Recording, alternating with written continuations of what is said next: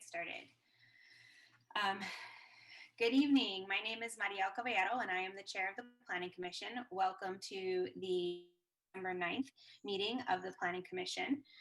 This meeting is being held via Zoom conference call due to the COVID-19 crisis. Members of the public may participate by following the instructions listed on the agenda. You may also view and listen to the meeting on live stream, cable TV, Granicus, and YouTube.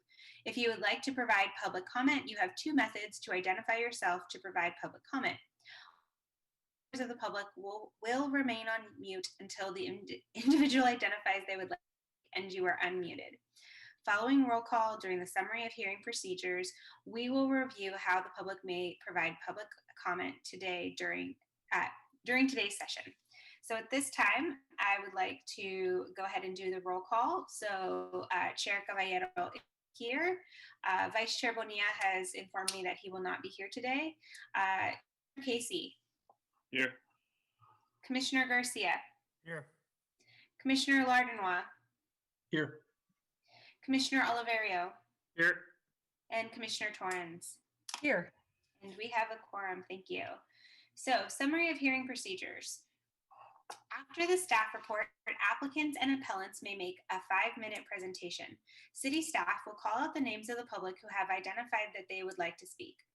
You may identify yourself by the raised hand feature on Zoom, clicking *9 on your phone, or you may call 408-535-3505 or email planningsupportstaff@sanjoseca.gov and identify your name, phone number, and what items you would like to speak on.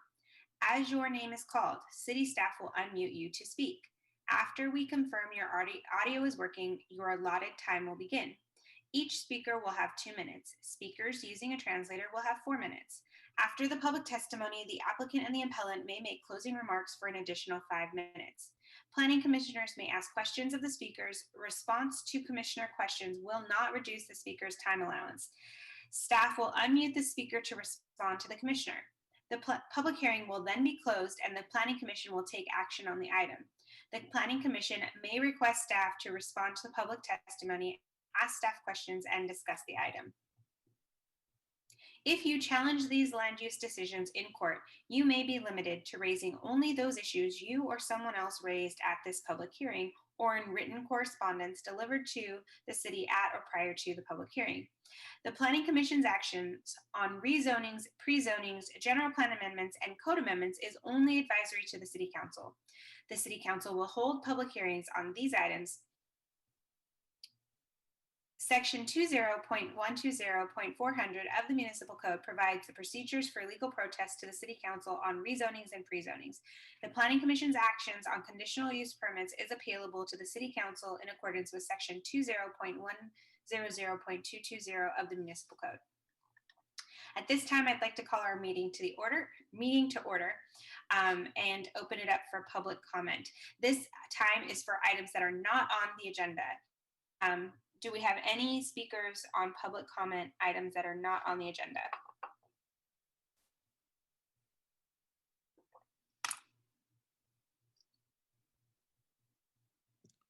None. Oh, there's one. Dan and Tammy. Oh, sorry. Dan and Tammy. Oh, it looks like I need to promote them to panelists. Could someone unmute Dan and Tammy? I'm having some issues here.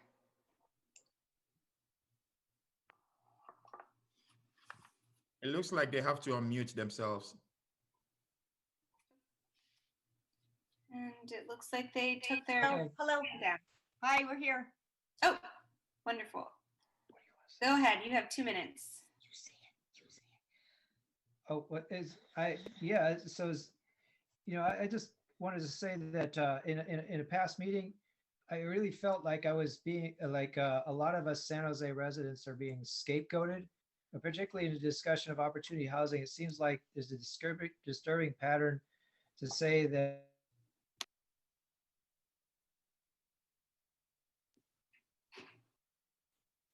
I'm sorry, we've lost you.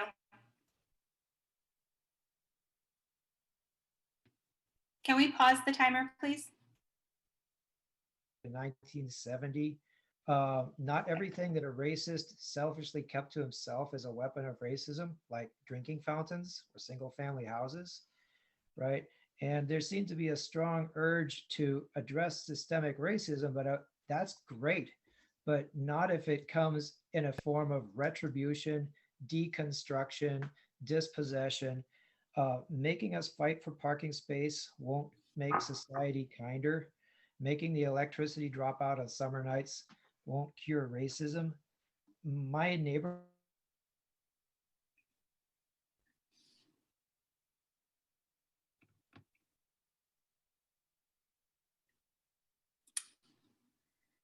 Okay.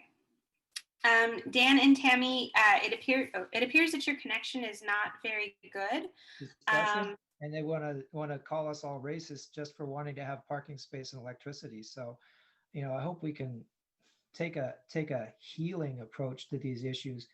Our electricity is already dropping out on summer nights, and so when we add units, I think we need to improve infrastructure, and we can't ignore parking because we don't have mass transit. And we shouldn't start calling each other racist because we want to keep what we have. All right, and we just want to be on the record that we are against the opportunity housing for throughout the whole city. We want to keep it towards mass transit. Thank you.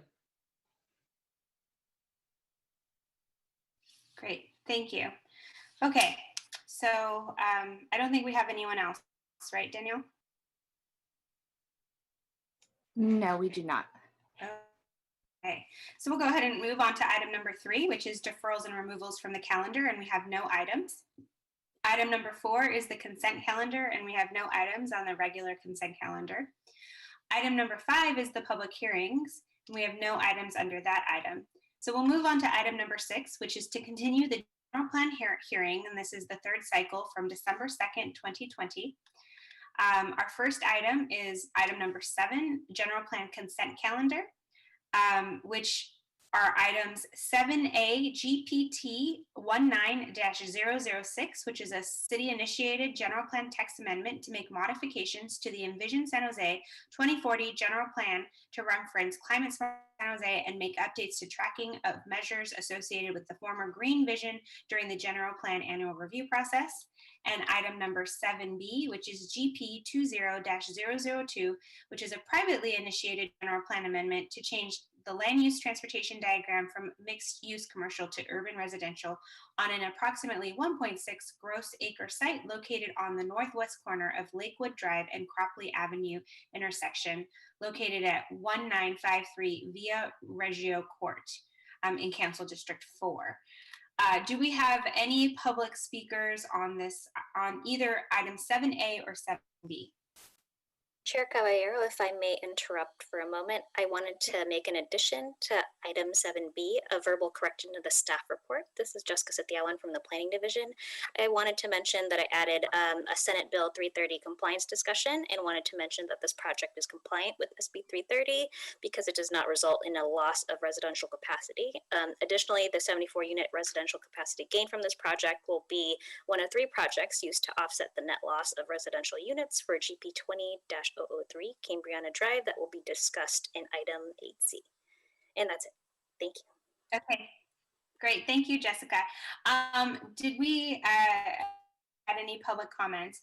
Did any members of the commissioner want to pull either item 7 or 7B from the consent calendar? Either raise your blue hand or speak up now. Chair, seeing no members of the public wanting to speak on these items, I'd make a motion to approve.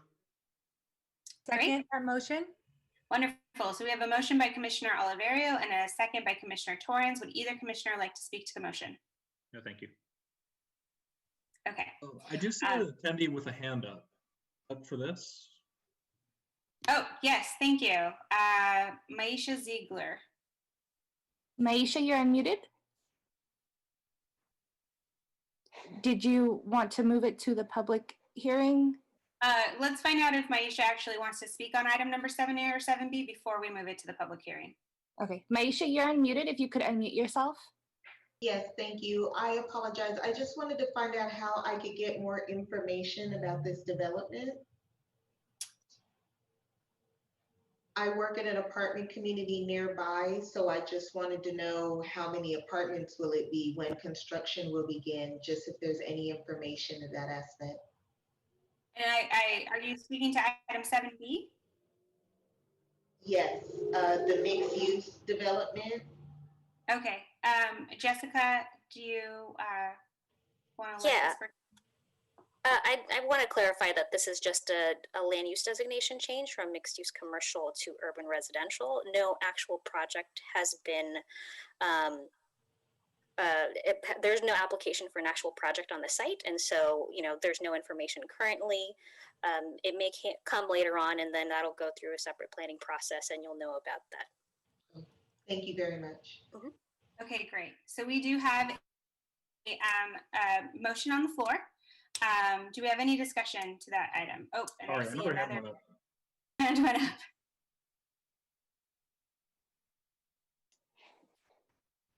Okay, you are unmuted. Kakoan? Sorry, how do you pronounce your name? This is Lisa Cohen. Oh, okay. Lisa. Hi And- there. I just want to understand the process. This is the first time I've attended a meeting like this, and I know I've voiced a lot of concerns regarding the project Jessica, I think 2003, I'm not exactly sure anymore, the one on Cambriana. So I just want to understand what the expectation is for tonight. So if someone doesn't make a comment like myself, is that just acceptance, or can someone help me understand that? So you'll be able to make a comment on item 003, E20-003 when we get to that item, which is item number 8C. So if you'd like to speak at that time, you are more than welcome to. Okay, This and is- if I don't speak, but I've sent emails to all the commissioners, I then guess we that's have my received question. those. We have received those and they are part of the public record. Excellent. Okay, I appreciate it. Thank you all. You're welcome. And then I see Linda has her hand up. Is this to speak? If this is not to speak on item 7A or 7B, okay, she took her hand down. All right. So now we can go ahead and move I forward. put her hand down on it. Oh, you put her hand down. Okay. Yeah, I think I did that on accident. Linda, where are you? No, there's a lot of people here. Let me do a search. Okay, Linda, you are unmuted. Did you want to speak on this item? Linda? If you could unmute yourself and begin to speak. Sorry, I accidentally raised my hand. Oh, okay. Though. Great. No problem. Okay. Thank you. Thank you, Linda. Now that we've cleared that up, we will go ahead and, is there any discussion on the items, on item 7A or 7B? Seeing none from the commissioners, we will go ahead and take a vote to move the staff recommendations on item 7A and 7B. Commissioner Casey. Aye. Commissioner Garcia. Aye. Commissioner Lardinois. Aye. Commissioner Oliverio. Aye. Commissioner Torrens. Aye. And Commissioner Caballero is also an aye, and we will pause for a moment to reflect the vote.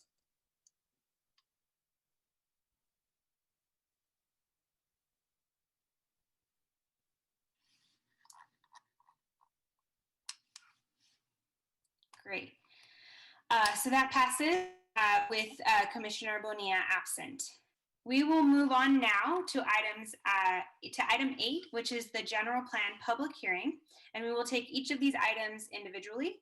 So we will start with item 8A, GP 19-012, C19-042, CP 20-019, and T20-020, which is a general plan amendment from residential neighborhood to downtown, a conforming rezone from light industrial and two-family residence to a DC downtown primary commercial, a conditional use permit to allow the demolition of existing structures and the construction of mixed-use 6-story building, including a 190-bed commercial residential care facility with 116 assisted living guest rooms and 49 memory care guest rooms, 4 multi-family residential units, and a backup generator, including the development exception to allow a reduced 12-foot height for the required on-site loading space, and a tentative map to allow consolidation of 7 lots into 1 lot located on the west side of Gifford Avenue, approximately 150 feet southerly of West San Carlos Street. We will start with the staff presentation. And do we have project manager Laura Miners available to present? Yes, I'm here. Hello, and thank you, Chair, Vice Chair, and Planning Commissioners. Let me turn on my video. Sorry about that. My name is Laura Miners, the Planning Project Manager for this request. This is a request for a general plan amendment, a conforming rezone, a vesting tentative map, and a conditional use permit to allow the demolition of existing structures and the construction of a mixed-use 6-story building, including a commercial residential care facility and 4 multifamily residential units located at 470 West San Carlos Street on the corner of Gifford Avenue and West San Carlos Street. This site is currently developed with 3 residential buildings and 2 commercial accessory buildings associated with a used car sales lot and community garden. The residential buildings were analyzed by the Housing Department and determined as not subject to the Ellis Act ordinance, and therefore no relocation assistance or other restrictions are applicable. All buildings and accessory structures are proposed to be demolished. Adjacent land uses include a multifamily residential development to the northwest, across the street from West San Carlos Street, commercial uses to the north, auto-related light industrial uses and single-family residences to the east, a martial arts school to the west, and commercial and light industrial uses to the south, including a painting company and a warehouse. This site is within the downtown general plan land use designation and the DEC downtown primary commercial zoning district, subject to the concurrent general plan amendment and conforming rezone applications previously referenced. Multifamily residential units and backup generators are allowed at this site, and residential care facilities are allowed with a conditional use permit. The subject site is also located within the Deerdon Station Area Plan, also known as DSAP. The project is consistent with all relevant general plan policies, Deerdon Station Area Plan policies, the development standards of the zoning ordinance, and council development policies. An addendum to the Downtown Strategy 2040 Final Environmental Impact Report has been prepared for the project and concludes that the project will not result in any significant impacts to applicable resources such as transportation, noise, or biological resources. At this time, staff would like to note an addendum to the general plan portion of the staff report and resolutions, specifically in the section related to Senate Bill 330 compliance. Similarly to Jessica's addendum, I will be adding the following sentence to the end of the last paragraph of that section. The proposed amendment, if approved concurrently with GP 20-001, which is net 69 units, and GP 20-002, which is net 74 units, would offset the reduced intensity of residential capacity for proposed project file number GP 20-003, which is a net loss of 248 units, resulting in no net loss of residential capacity. Additionally, a letter from the Del Mas Park Neighborhood Association was received on December 7th, 2020, and staff provided written responses to the commissioners prior to this hearing. Staff would like to provide a verbal correction to one of the responses regarding the referenced environmental impact report. I would like to now introduce Tai Chow Lee to address this correction and to provide information on the environmental review of this project. Thank you, Laurel. This is Tai Chao Lee. Good evening, Planning Commissioners. I know you all had a long day. So this is Tai Chao Lee, Supervising Environmental Planner with the Planning Division. Staff indicated in the first response to the letter that the environmental document for the Diridon Station Area Plan, or DSAP, the amendment to this that is currently being prepared by the city is going to be a new EIR, and it's not connected to the Downtown Strategy 2040 EIR that was approved in 2018. This is not correct. Staff would like to clarify that based on preliminary analysis by the environmental consultant, the currently proposed DSAP amendment is an addendum to the already approved Downtown 2040 EIR, rather than its new EIR. Nevertheless, as stated in the staff report and as the project manager have already reiterated, under the California Environmental Quality Act, CEQA, this project is an addendum to the Downtown 2040 EIR. What that means is that this proposal does not rely on any of the changes in the height or development capacity proposed in the DSAP amendment, and is within the development and height anticipated in the Downtown 2040 when it comes to the environmental analysis as well. For the environmental review purposes, the 2014 DSAP is incorporated into the already approved 2040 EIR. But the DSAP plan itself remains in effect until it is amended. I will be here for any further questions on that piece. And with that, I will turn the presentation back over to Laura for the closing statement. Thanks, Ty. Therefore, staff recommends that the commissioners find that the project is in conformance with the California Environmental Quality Act and recommend approval of the general plan amendment, conforming rezone, conditional use permit, and vesting tentative map on the subject site to the City Council. This concludes staff's presentation. Thank you. Is there an applicant presentation for this? I don't believe so. Yes, Right? there will be an applicant presentation, and that will be done by Tim Woloshin. Hey, Tim, you are unmuted. Should I unmute Paul as well? Yes, please unmute Paul. And then also, there's going to be three speakers. Paul will start. I'll make a few comments, and then Fang Do, the architect, will conclude, and we'll do it all in 5 minutes.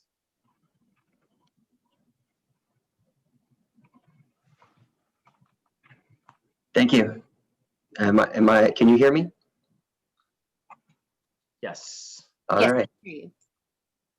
Okay. Good evening. Thank you, Laura, for the introduction and all the work you put in the process. Good evening, commissioners. I'm Paul Ring. As Tim mentioned, I'm a partner at Urban Catalyst. We're a local development company comprised of a team with decades of experience working and investing specifically in downtown San Jose's neighborhoods. We're excited to be here before you this evening. This is one of 7 projects we have in the downtown, and this one's focused on addressing the deep regional need to provide options for seniors to live in. And we're particularly excited about this location in downtown with its rich amenities. The project's led by our Director of Development, Tim Woloshin, and we're grateful to be working with the talent of ADIS Architects on the design. And I'll just say, while we wish we could be there in front of you in person, we're grateful for the city's capacity to do these video conferences, and we're grateful for your time and looking forward to the opportunity to hearing your thoughts and recommendations. Thank you. Thanks, Paul. I'm trying to share my screen. I'm not sure that I'm able to do that. I'm sorry. If I could ask you to stop the timer for just a moment.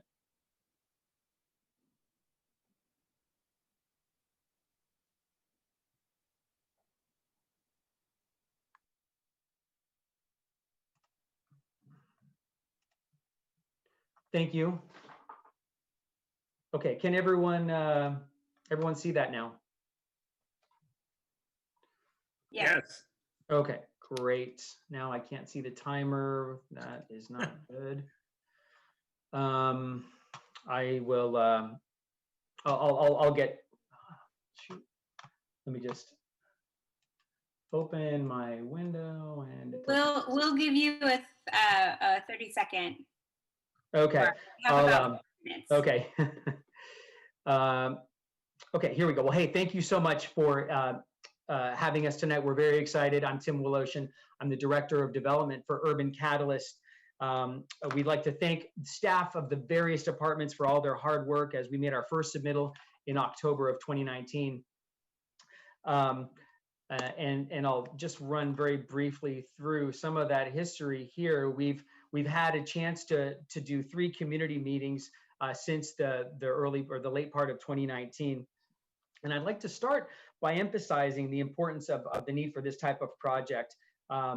California Department of Finance has found that in the year 2015, 12% of the population of Santa Clara County was over the age of 65. By 2030, it will be 20%. By 2060, it will grow to 25%. So there's a long-term need for this type of use. And these solutions are best handled at the local level. Our operator has found that about 90% of their residents come from 3 miles within the area of their community. We've partnered with a very experienced operator, and we'll have a chance to hear from him and respond to any questions that may come up tonight. Jason Reyes is the Chief Executive for CalSon Management, and he's been involved in this process from the beginning, including participating at our community meetings. One of the things that I want to just really focus on is that we have found a lot of common ground, and we have responded directly to the neighborhood's community, the neighborhood's concerns. Most important, I think, is that we reduce the height of this project. Our very first configuration for the site went from about 85 feet at the corner down to, and we've reduced that to 65 feet. We've also moved all of our loading from Gifford Avenue out to West San Carlos, directly in response to neighborhood concerns about commercial traffic on Gifford Avenue, which is rather narrow. We also modified the architecture as it stepped down Gifford in order to make it a little bit more folded into the neighborhood. A lot of ground to cover. We'll be happy to answer any questions. I do want to introduce the project architect, Thang Do, to go over some of the design features as well. Good evening, commissioners. My name is Thang Do with Avis Architects. As the architect and co-owner of this project, this is an opportunity that we very much cherish. We wanted to create a special place for a special segment of our community, seniors who enjoy the culture of an urban environment. While highly urban, this project pays a lot of attention to natural lighting, view, access to the outdoors. Architecturally, the building has a strong anchoring presence along Western Carlos, while stepping down gradually as it reaches into Gifford Avenue, as Tim has described. I'm going to go very quickly through the slides. We don't have a lot of time, so Tim, if you could just advance to the next slide, please.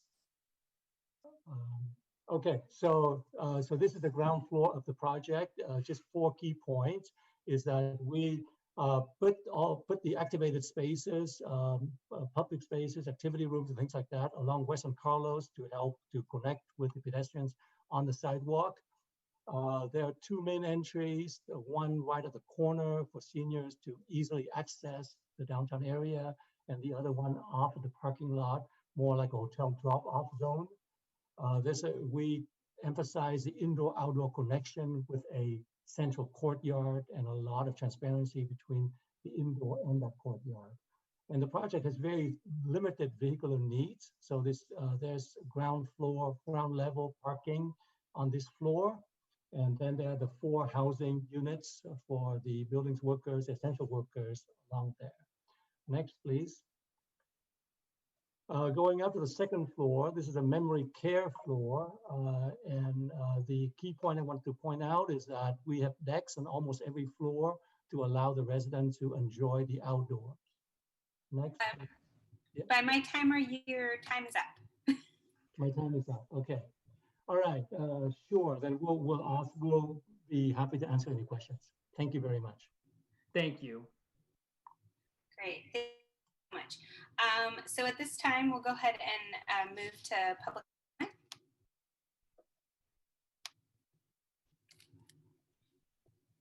Okay, first we have Bert. Bert, you are unmuted. Go ahead and unmute yourself and begin to speak. Hello, good evening, commissioners. Thank you for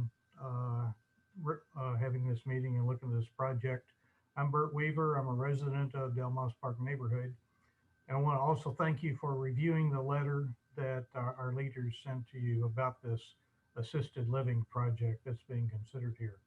I urge you to defer your decision to whether to approve this project or not until after the Deer Dome Station Area Plan is formally approved. The plan amendment is formally approved in about 6 months from now. The project as proposed meets many of the guidelines of the 2014 DSAP, which is the currently ruling document, but it fails to meet the spirit of that plan. The proposed project places this commercial entity in a residential neighborhood, replacing 14 residences with 4 and creating only 60 jobs. It encroaches on the neighborhood, usurping about half of the block, residential block of Gifford Avenue between San Carlos and Los Reyes Avenue. The spirit of the 2014 DSAP is that development will respect the existing neighborhood following the guidelines defined in the Delmas Park SNI Plan of 2002. This project fails to do this on several points. The spirit is to support developments that will significantly increase jobs or residences. This project does neither. The project has been in active discussion, or the neighborhood has been. 20 seconds left. The neighborhood has been in active discussion with the planning department for over a year regarding the DSAP amendment, and we believe it is counterproductive to these discussions to approve this project prior to approval of the amended plan, which is targeted for June. We're not asking for a moratorium, just a slight delay to let the new guidelines be formalized. Please defer consideration of this project until then.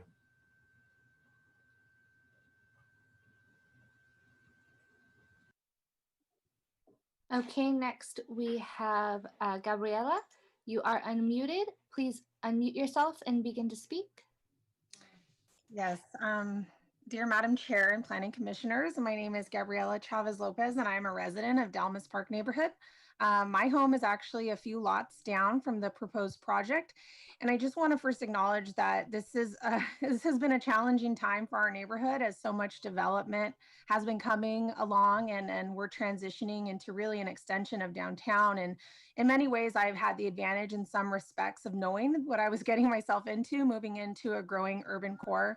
But developments like this and others have been a long time coming. I know it's a process and it's not really clear to me that any major changes are going to come with the DSAP update. And since the project currently fits within the existing DSAP plan, it should be allowed to move forward.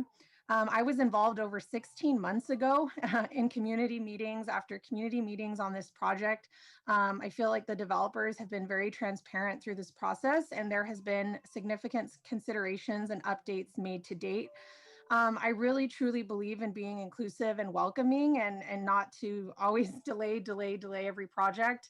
That doesn't align with my own personal values. And if it's, you know, it's something that is a priority to me, then I move on it. So one thing COVID has unveiled a lot regarding what truly matters and what I can live without. And if anything, we must be bolder and push forward or we will never meet the needs of our growing diverse community. The time is now.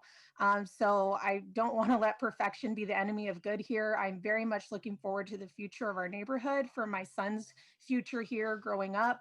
And, you know, we are an aging society and we need to dedicate critical resources to allow people to live centrally in a place that can be accessible by transit for their families and for others to visit. It's tremendously important. 10 seconds left. And so as a community leader and advocate, I'm asking the Planning Commission to recommend approval of this project to the City Council. Thank you so much.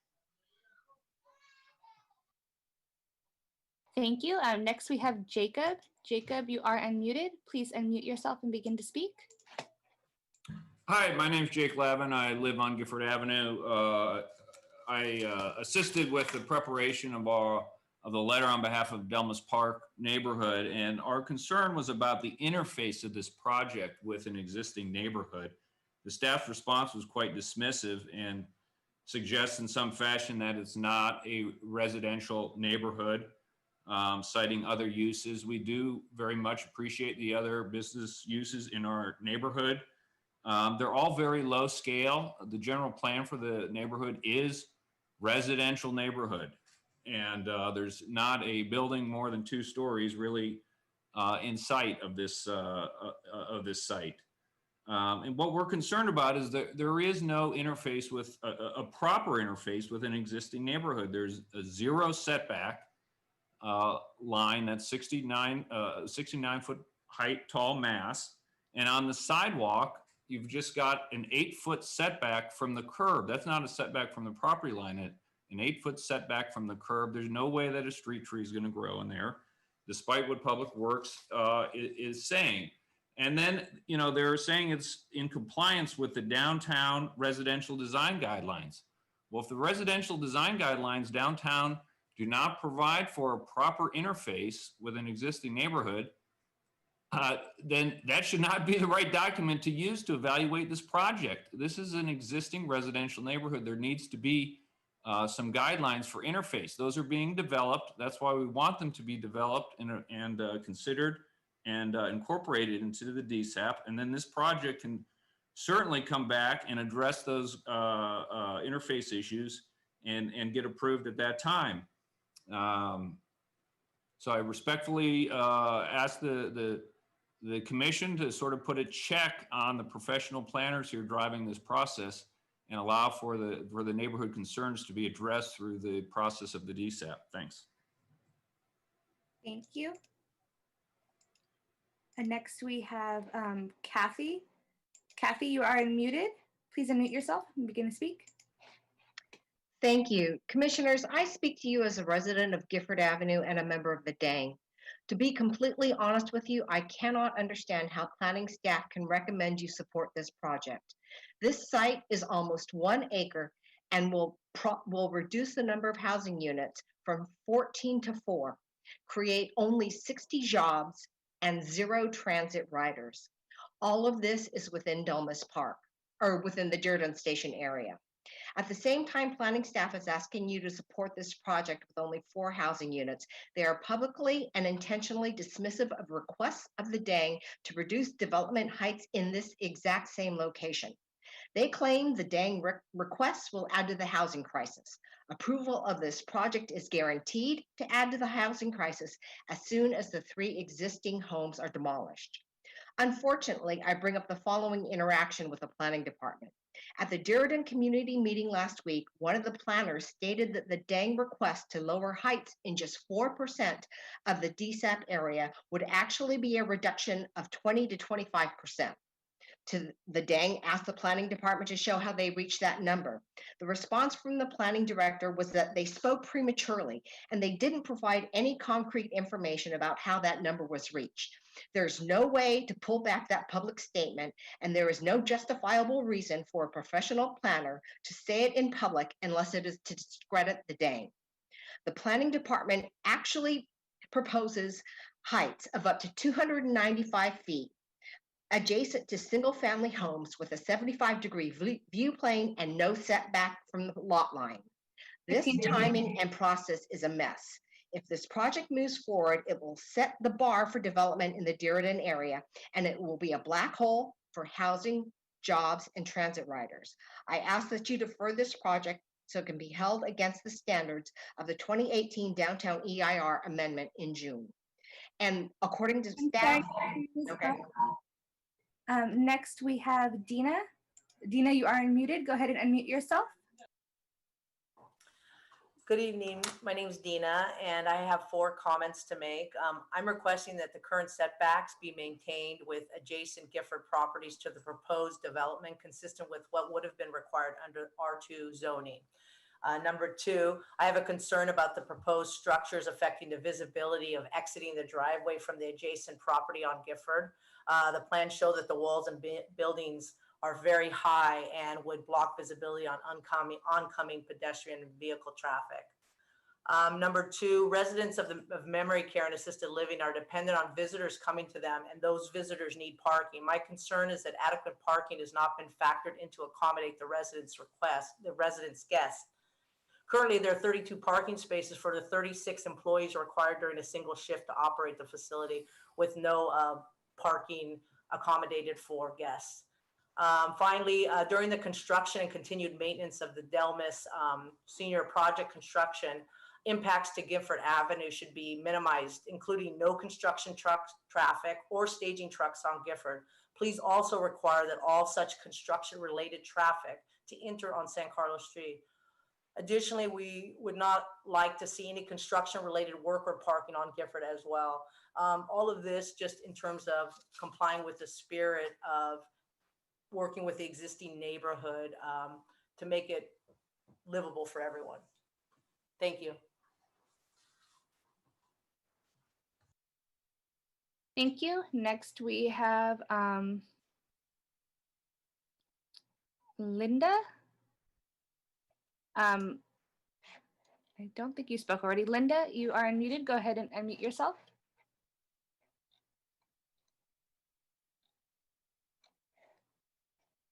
That was a mistake. I'm sorry. Oh, okay, no problem. Okay, Sarah, go ahead and unmute yourself. Yes, hi, can you hear me? Yes, we can. Yeah, I'm Sarah Springer. I live in Delmas Park. Actually, I live at Parkside Condominiums, and one of my problems with the project is that, as on Delmas, where I live, we have light poles, and people cannot get around them with wheelchairs or baby strollers, that kind of thing. So this bothers me about the project, that the sidewalk along Gifford, with the trees, that would be nice. It still will not allow enough room for either these residents or other residents of the neighborhood to get by adequately. So I'd like to have that rethought, and hopefully they could redesign that. Also, I would like to say that although I appreciate the fact that this is housing for seniors, let's be perfectly clear, this is for-profit housing. These are people are going to pay, top dollar to live there. This is not affordable living for seniors. And I just want people to be really clear about that, what this actually is. And I appreciate the chance to speak, and I appreciate all the neighbors speaking out for or against the project. And I'm not against it. I just like to see it thought about a little bit more in depth, what we're actually doing here. Thank you. Thank you. And we have Lila. Lila, you are unmuted. Please unmute yourself and begin to speak. Hi, my name is Lila Gemelos, and I live directly across from this project.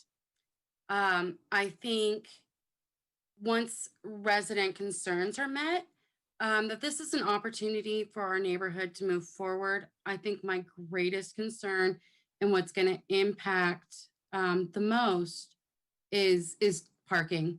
And we have to put an emphasis on public transit. However, we are near public transit, and if we could get staff members as well as family members visiting to choose public transit, even 50% of the time, I think that's a great help. So that's my only comment.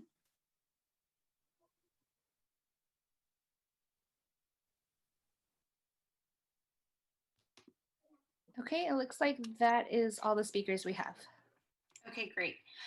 So we'll go ahead and go back to the applicant for 5 minutes to comment and let us know anything else about the project that they'd like to let us know. Okay, I'll start speaking, and hopefully Paul can also get involved as well. But we appreciate these comments. What I heard, I mean, there were a variety of comments, but the height of the building was mentioned by some as far as meeting the neighborhood requirements. The height of the building is 65 feet. The current DSAP height limit today is 65 feet. The DSAP proposed to increase the height to 100 feet. We have tried very hard to work with the neighbors' concerns by meeting the existing height limits. We are not coming in with an 85 or a 95-foot building here. We are coming in with the existing height limits. We are also meeting all of the existing setback requirements. I think it's important to note that on the south side of the project is an auto repair facility. It's a commercial use. We are not directly adjacent to or contiguous to single family homes. Directly across the street are other parcels, again, directly across, not necessarily kitty corner, but directly across the street are other parcels that are within the DSAP as well, and they are proposed to increase their height to well over 200 feet. We think that this building fits very well within the existing community, and that's one of the reasons why we have modified the architecture in several ways, through the reduction of height, through the articulation of the building as it goes down Gifford Avenue, and by setting back the top floor of the project to lessen any potential visual impacts on the neighborhood. Also want to talk about the sidewalk. Good comments. We have increased the sidewalk consistent with exactly what Public Works has asked us to do. We are going from 8 feet to 10 feet. Those are the design standards that Public Works has provided to us from the very beginning of this project. There is room for landscaping in there. We have provided a landscaping plan, and ultimately the city will decide on which trees it wants to use to populate the landscaping opportunities along Gifford Avenue. Want to talk about parking and traffic as well. We understand the importance, and again, that's the reason why we moved all commercial loading to West San Carlos. Now, of course, there will be employees and visitors who come and visit the property, and they will drive their cars. But senior housing is a fairly low generating type of land use, much less so than multifamily, or particularly office or other commercial or retail. In many ways, that could be a benefit to the community by having this type of a use in order to keep the traffic minimized. Same thing. Yeah, I think that concludes my comments. Paul, do you have any additional items you want to address in that time? Thank you, Tim. Can you hear me? Yes. All right. I think you addressed them all.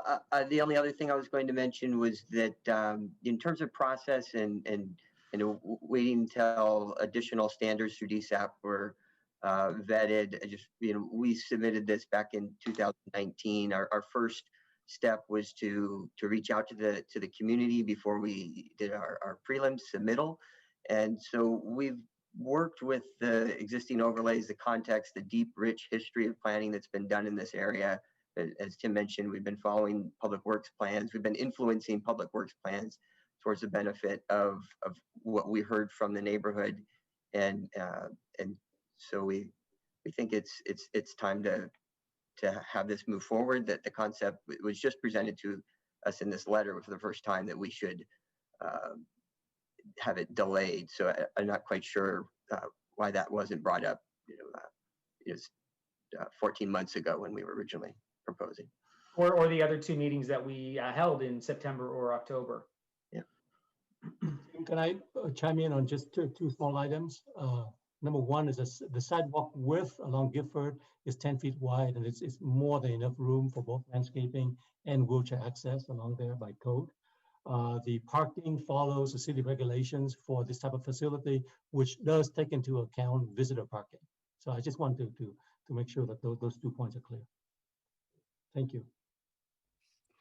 Great, thank you. So at this time, we'll go ahead and take commissioner questions. And I see I'll recognize Commissioner Oliverio first. Thank you, Chair. For the applicant and maybe staff, or I think the applicant if you're still there, I guess I'm concerned, professional planning staff laid out that this project fit all the criteria for approval, but you reduced the height 20 feet, and potentially this project could have been taller than originally proposed. So I'm curious, how many units were lost by reducing the height? We actually had an original concept here of doing a higher intensity use on the corner with a multifamily project, and so that was a much higher parking ratio and number of units. So we don't have a senior units to senior units comparison, but we moved that entire model to another location. Fair enough, thank you. I just wanted to understand that with the reduction of height, reduces capacity to maximize land in strategic areas. So that's my only question. Thank you, Chair. Thank you. Recognize Commissioner Lardner. Sure. I have several questions. I'm just going to ask one, and if I see any other hands up, I'll let someone else go. But so first off, I wanted to just get some clarification on the height issue. So the initial presentation from the applicant made it sound like the height had been lowered over the course of the project process, but then in the second presentation from the applicant, I believe they said that the maximum allowed right now is 65 feet, and that's what they are proposing. So the applicant could just clarify what the process over time was with the height limit, or with the height of the project? Sure. Yeah. The height was the height limit is 65 feet. Mm-hmm. There are planning tools that can allow a project to exceed those height limits, such as the use of the state density bonus, which we were contemplating for the corner piece, for the parcels that were located on the corner. Once we decided to make the entire project an assisted living facility, there was no further opportunity to utilize the density bonus. And we were happy to move forward at the 65-foot height limit. Okay, thank you. And then I just wanted to ask, so there's been, I mean, a lot of the public response I'm seeing here is in regards to height and setbacks. Cantilever was mentioned in the letter from the neighborhood association. So as it's been said in the presentation, this is building out to the maximum of what's currently allowed. So I'm curious, are there any criticisms or feedback from the community that you as a developer thought was reasonable and that you responded to and addressed and changed the project because of them? Just curious.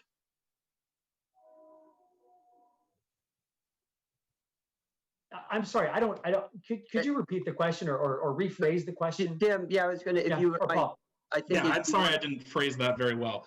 I'm just curious, throughout the public engagement process, is there feedback you got from the community that was integrated into the project? Tim, maybe you could articulate the setback again. Sure. Well, so I think I heard you say what was the feedback that we heard that we responded to? Is that correct? Yeah, I was curious if there's any feedback that actually led to design changes in the project. Absolutely. Yeah. Well, again, the height reduction of the 85 to 65 is one. Another one is the moving of the commercial loading from Gifford Avenue out to West San Carlos. And we actually had to work very closely with Department of Public Works staff on that and planning staff to find a solution, to find a way to make that work. But it was generally thought that the neighbors had an important voice in that matter. And I frankly, I thought it was very good that staff was able to work with us to address those concerns. The other one is that we did modify the southernmost portion of the building by setting it back on the top floor and articulating the facade architecture to have it blend and fold into the neighborhood setting a little bit more thoughtfully. Thank you. And then just one more, I guess, an observation and then a question for staff. So to some extent, this process kind of reminds me of when we had the project in the Tropicana Shopping Center a few months back. And we heard some resident frustration back then about the project, but also about the policy itself and what the city was allowing for that kind of development. So I'm curious, I wasn't able to attend the DSAP study session because of a conflict. Are the revisions to the DSAP going to come through the Planning Commission? And if so, is it known yet what date?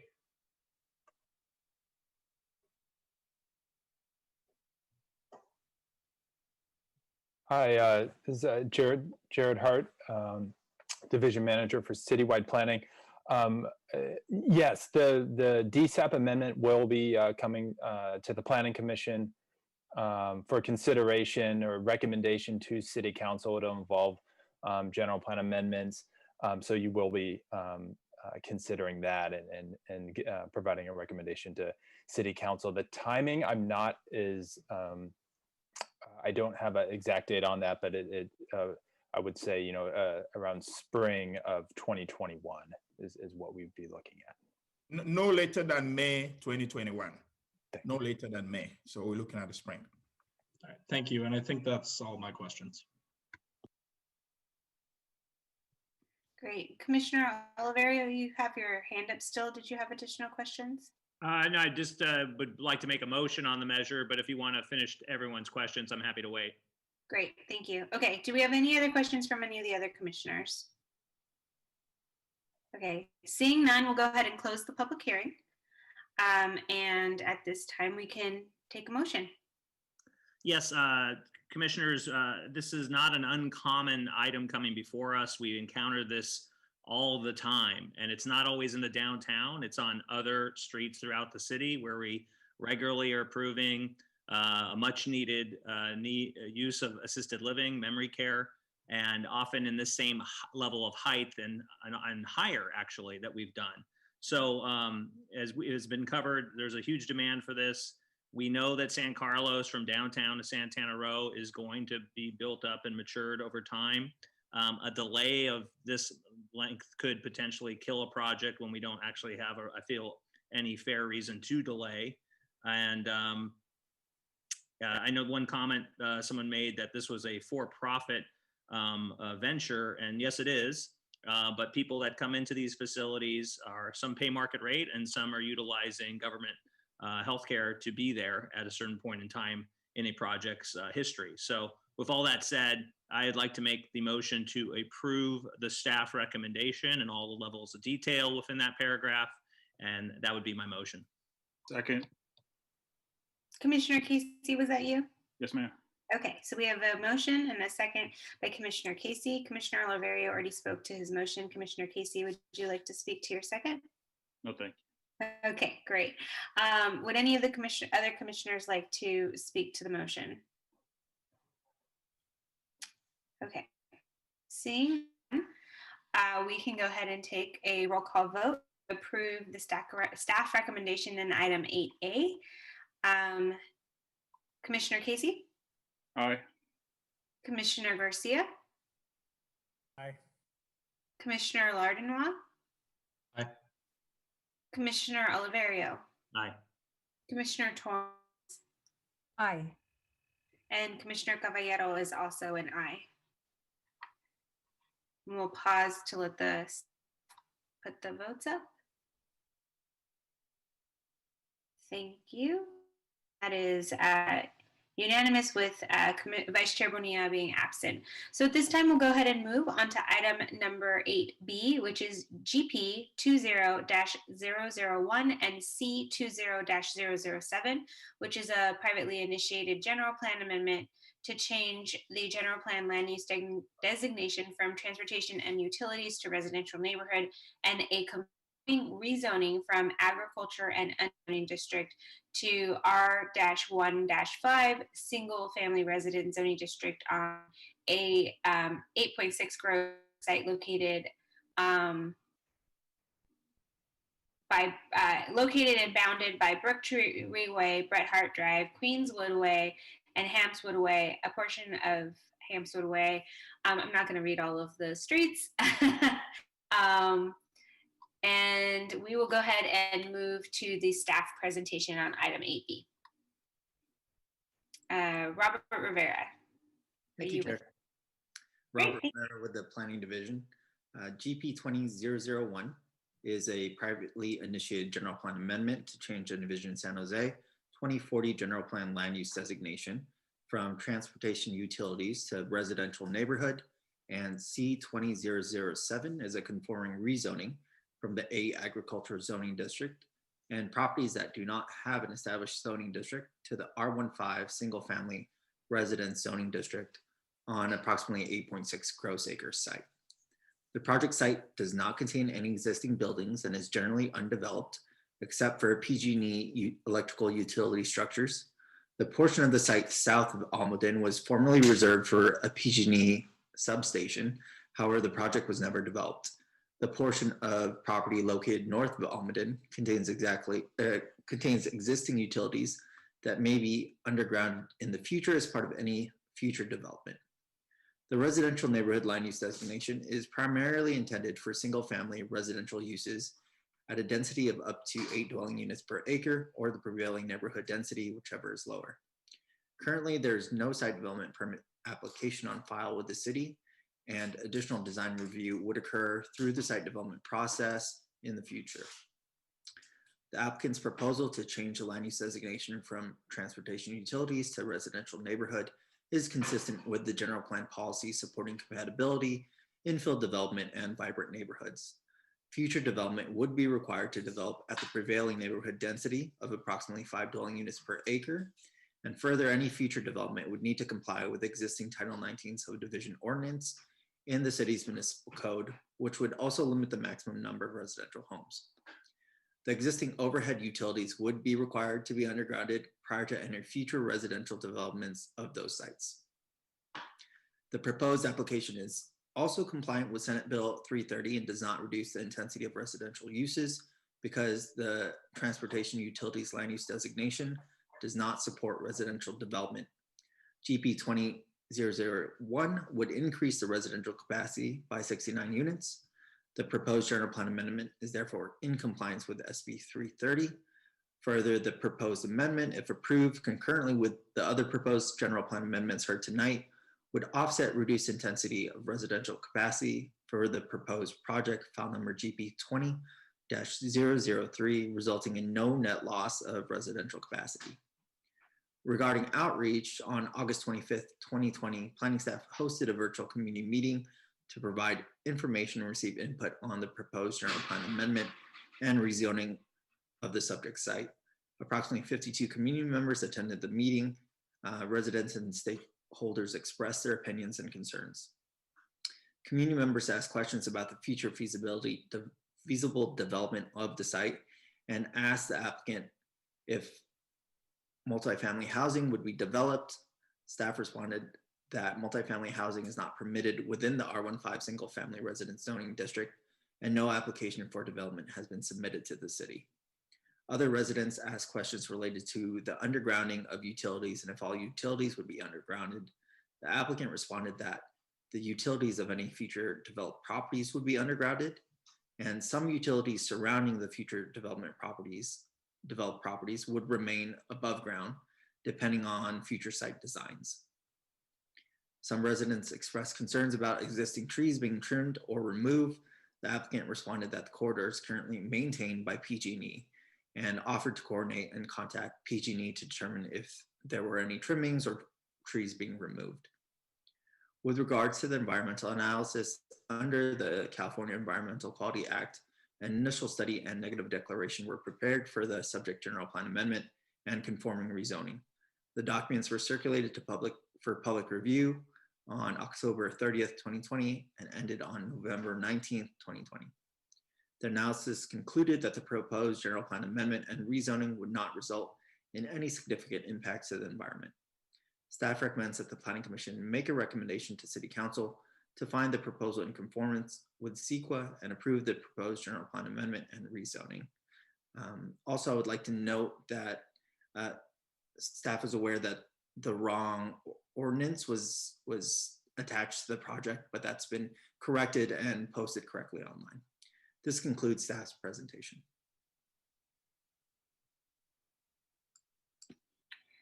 Sorry, I was on mute. Robert, who will be speaking on behalf of the applicant? Justin who? From Summerhill Homes.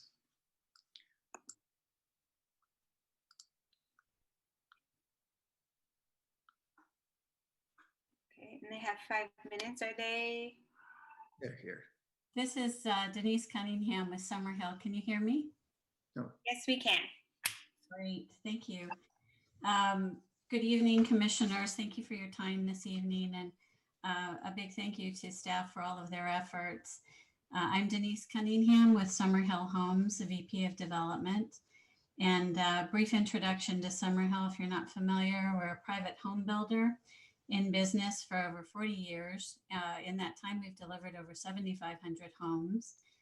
We provide a diversity of homes, specializing in infill development, primarily in the Bay Area. And this property is ideal for small residential infill.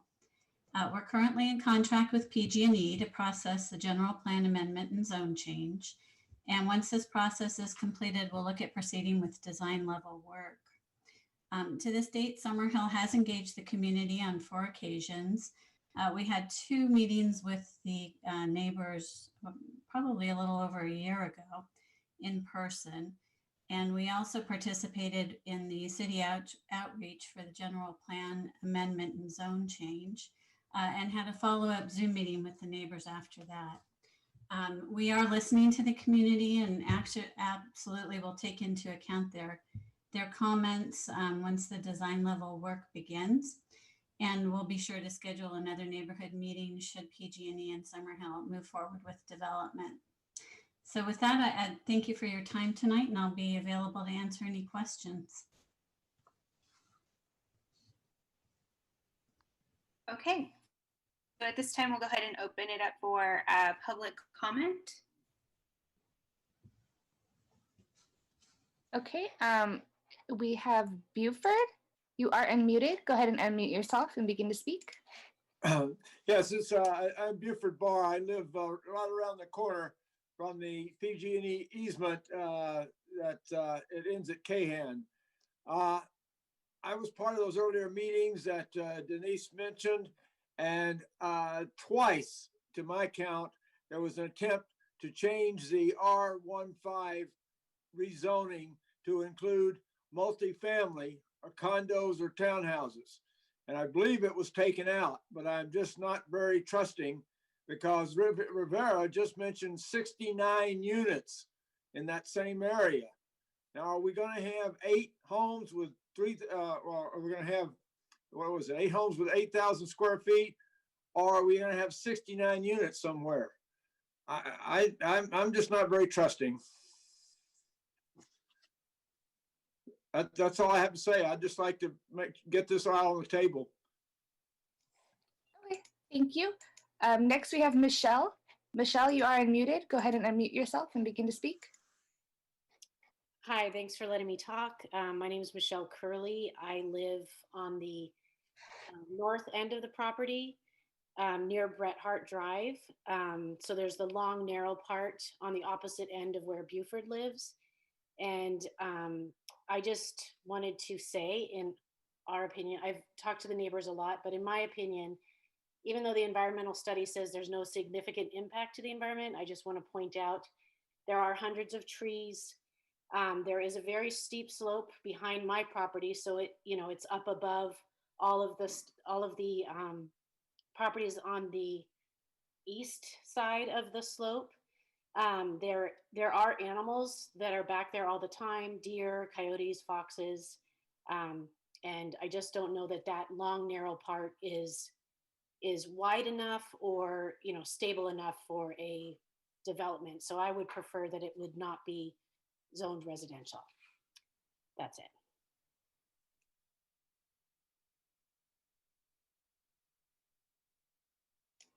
Okay, we don't have any more speakers at this time. Okay, we'll go ahead and give the applicant their additional 5 minutes to respond to the public comment.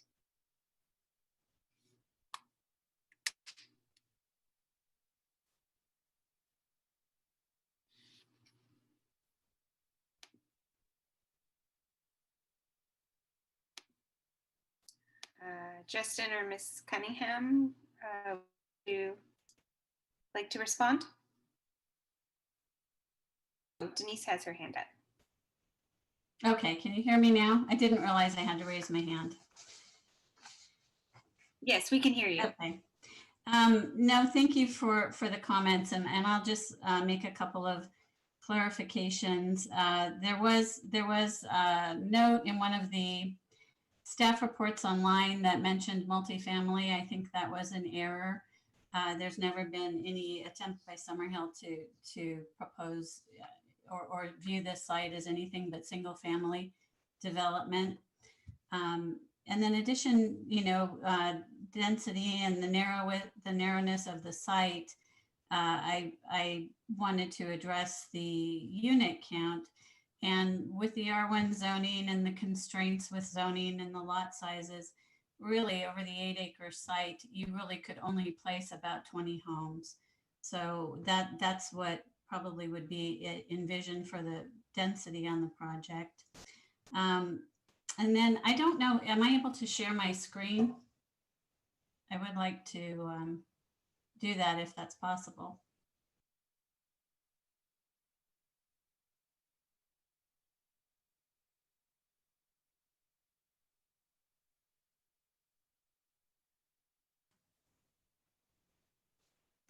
Okay, let's see.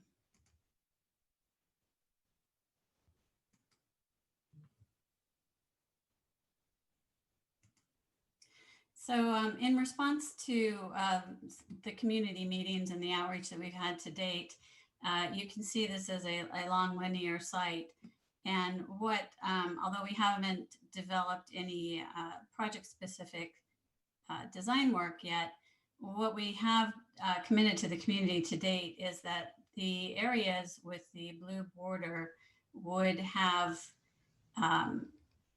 likely have be where the single family homes would go, and the stretches in between would not obviously support single family homes. So we would not envision filling this entire area with single family homes. So I think that that probably addresses the question. Again, they're single family homes, not multifamily. We wouldn't anticipate more than 20 homes in this area.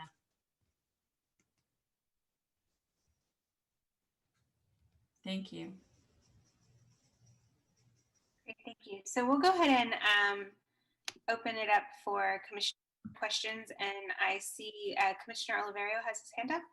Yeah, I'm sorry I didn't lower it, but I think staff, ultimately, this is an empty piece of land that probably no one thought would ever be built on, right, because of this PG&E easement. And so really the question before the city is, should there be the allowance of like structures on this parcel that's vacant, that's an easement for PG&E? Okay, Commissioner Torrance. I'm sorry, Chair. That was a question for staff. Oh, I'm sorry. Correct. The buildings are like structure, and they were originally intended as a utility easement, but that substation was never built. So it is for infill development. Okay, thank you. Okay. So Commissioner Torrance. Thank you, Chair. So then my question goes on to that for Robert Rivera. Why, I know that we have a need for electric infrastructure in the city. I know that's been a concern with rolling blackouts and things. And so do you know why the PG&E substation did not go forward?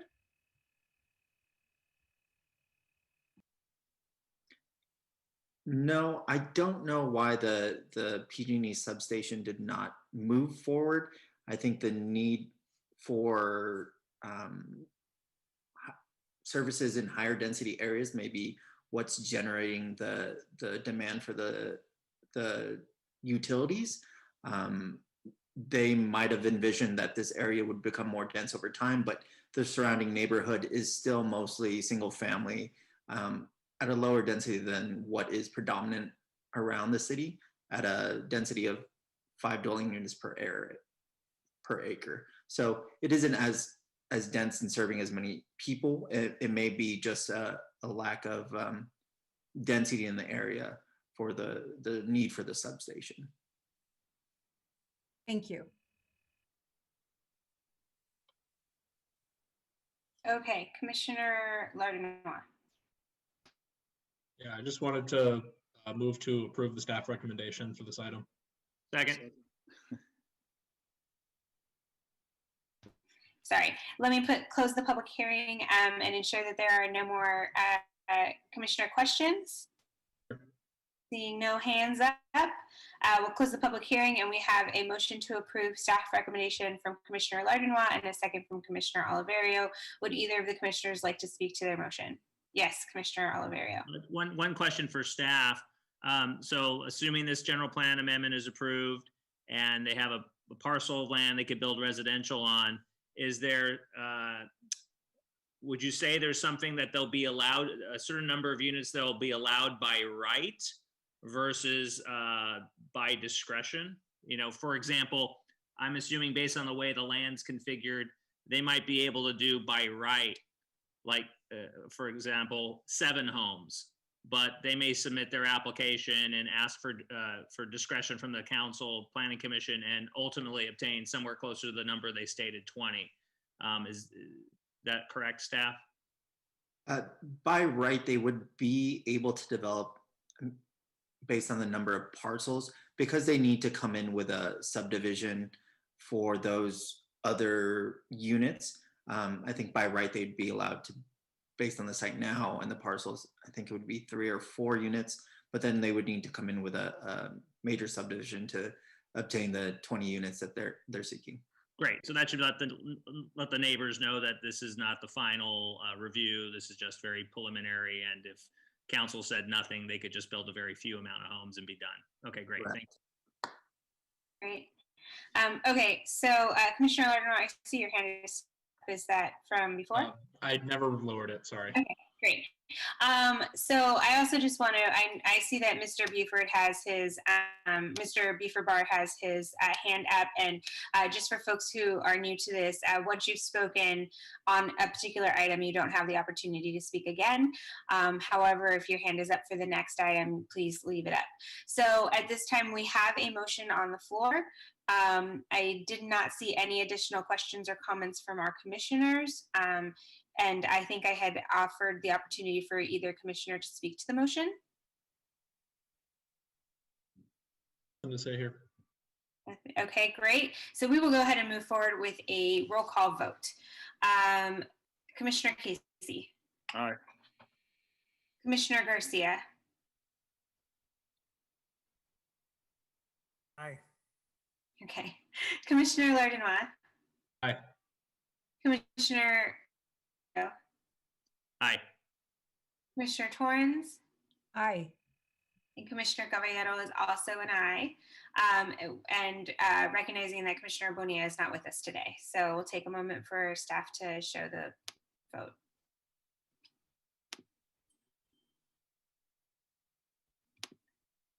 Great. So that passes. And we will move on to item 8C, which is GP 20-003, which is a privately initiated general plan amendment to change the land use transportation diagram from public, quasi-public to residential neighborhood on an approximately 2.7 gross acre site located on the north of Cambriana Drive, approximately 100 feet easterly of Tabor Avenue. And Cambrian School District is the owner. So Jessica, you are the project manager, so we'll go ahead and turn it over to you for the staff presentation. Great, thank you, Chair Caballero. Good evening, Planning Commissioners. My name is Jessica Stiawan with the Planning Division, presenting you today GP 20-003. GP 20-003 is an amendment to the Envision San Jose 2040 General Plan Land Use Transportation Diagram change from public quasi-public to residential neighborhood on an approximately 2.7 gross acre site located at 1975 Cambriana Drive. The subject 2.7 gross acre site occupies the eastern portion of the former Metzler Elementary School parcel, and it's currently open space. It's a grass field used by the community for recreational activities, and the site is surrounded by single family residences to the north. To the east, to the south, and the former school site that's currently used by California Sports Center, and the 7 Magic Flowers and a Tyson Loving Care preschools to the west. The proposed GP designation of residential neighborhood is applied broadly throughout the city and encompasses most of the established and single-family residential neighborhoods. The designation is intended to preserve existing character of these neighborhoods and to strictly limit new development to infill projects which closely conform to the prevailing existing neighborhood character. The existing development within this designation will typically have a density of approximately 8 dwelling units per acre, but in some cases, the designation may be applied to areas already developed at a slightly higher or slightly lower density.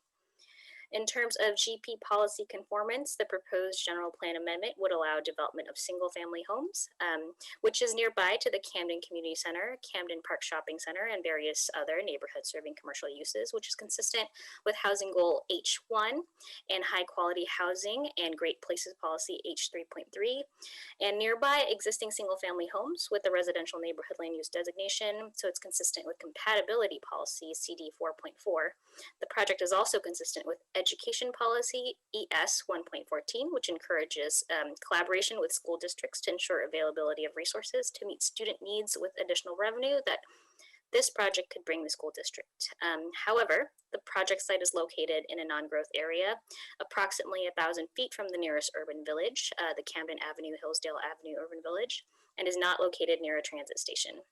The proposed general plan amendment would thus allow new residential growth on a site that's located outside of an identified growth area and not currently designed for residential development, which makes this project inconsistent with general plan major strategy number 3, focus growth, growth area policy LU 2.3, and high quality living environments policy LU 917. Additionally, the project's also inconsistent with General Land Use Policy LU 1.9, LU 1.1, and Fiscally Sustainable Land Use Framework Policy FS 3.3, which encourages the preservation of public, quasi-public lands and to reduce the potential conversion of employment lands to non-employment uses. In terms of state law conformance, the proposed project is also inconsistent with Senate Bill 330 that prohibits a net loss of potential residential capacity in a jurisdiction.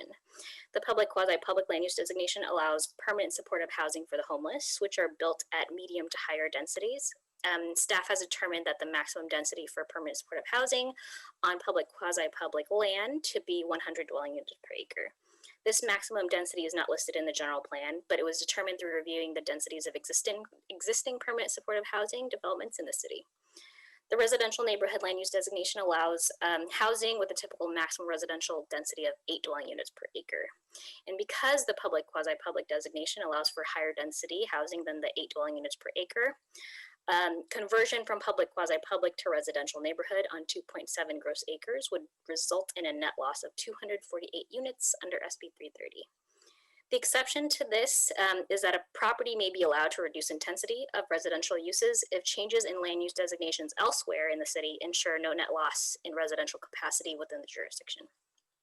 So therefore, concurrent changes in the general plan land use designations must be made elsewhere to ensure no net loss of residential capacity to be consistent with SB 330. So in conformance with SB 330, this project is being considered concurrently with the 3 general plan amendments projects that you've heard earlier tonight.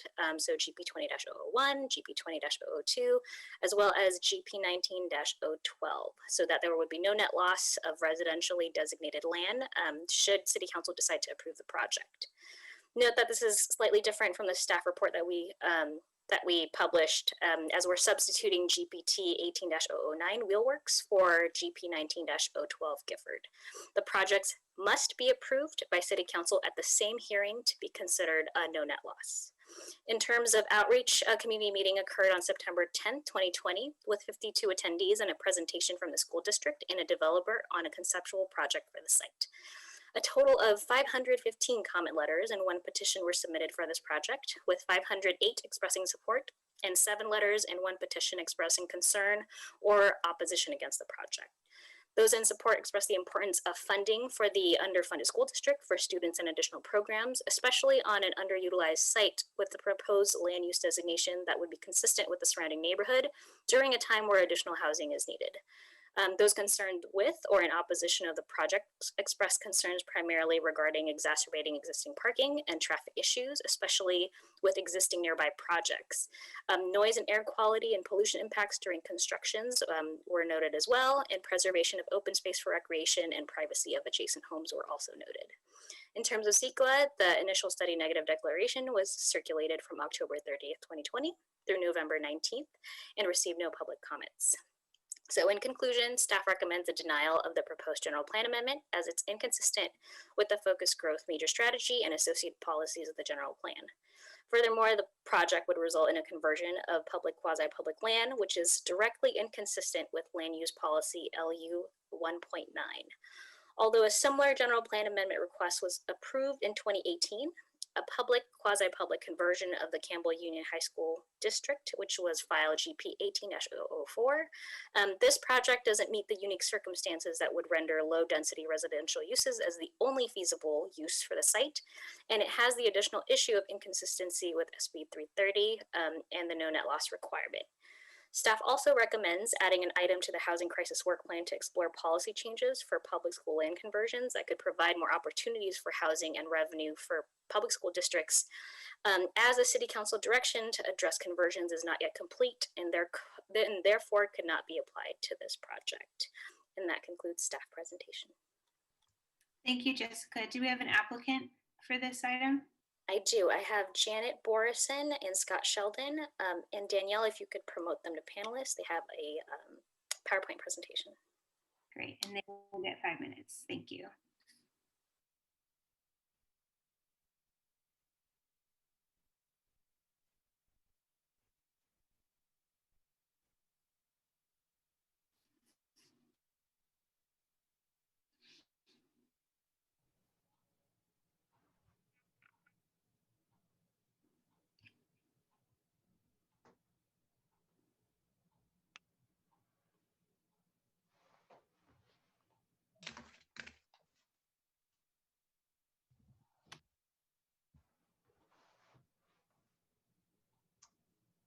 Janet, Yep. you're on. All right. Thank you, Jessica, for that overview, ongoing work, and encouragement of our project, even with the recommendations as they stand. Good evening, Madam President and members of the Planning Commission. I am Janet Borison, a trustee of the Cambrian School Board. I'm here as a representative of the Cambrian School District to talk to you about our district's initiative we call Support Our Students that will help generate much needed ongoing revenue for the students of the 6 schools of our district. Slide 2, yep.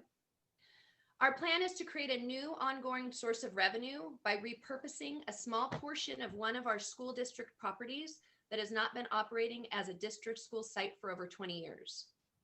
Although we do have some portions leased to local community organizations, these will go unchanged in this proposal.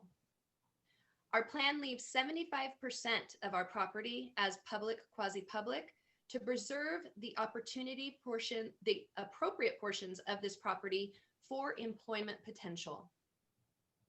To accomplish this plan and provide much needed educational funding for the students of the Cambrian district, we are asking the City of San Jose to change the general plan to allow residential single-family homes on an underused portion of our district property.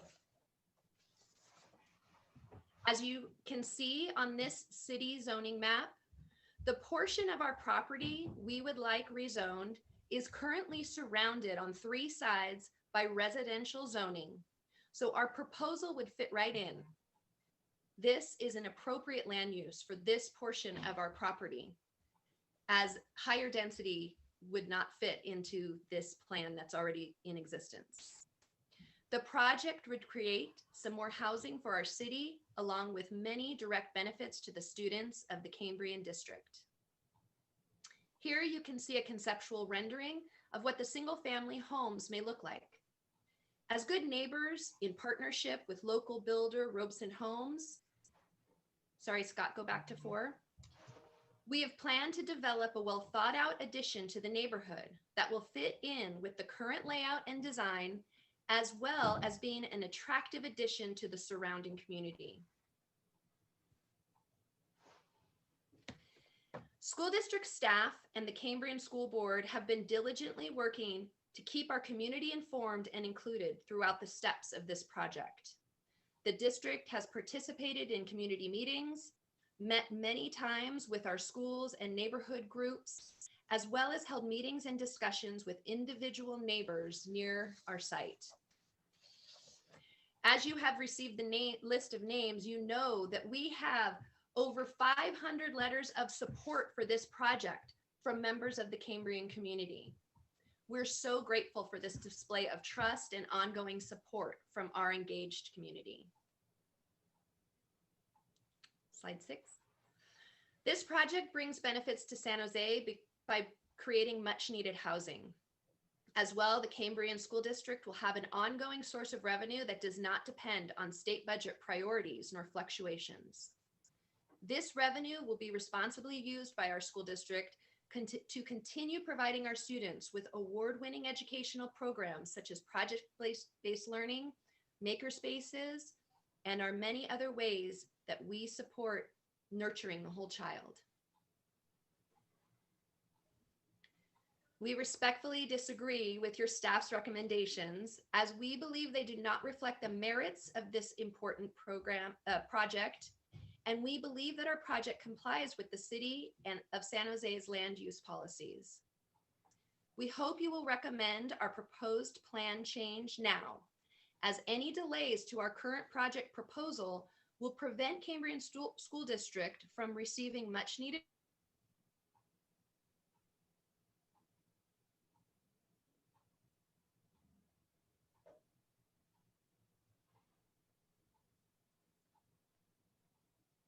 Flash out. plan amendments. Thank you.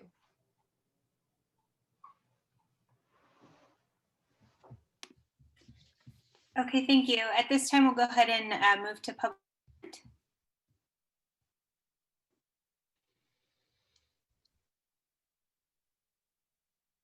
Okay, Andrea, you are first. Please unmute yourself and begin to speak. Hi, my name is Andrea Siplicus.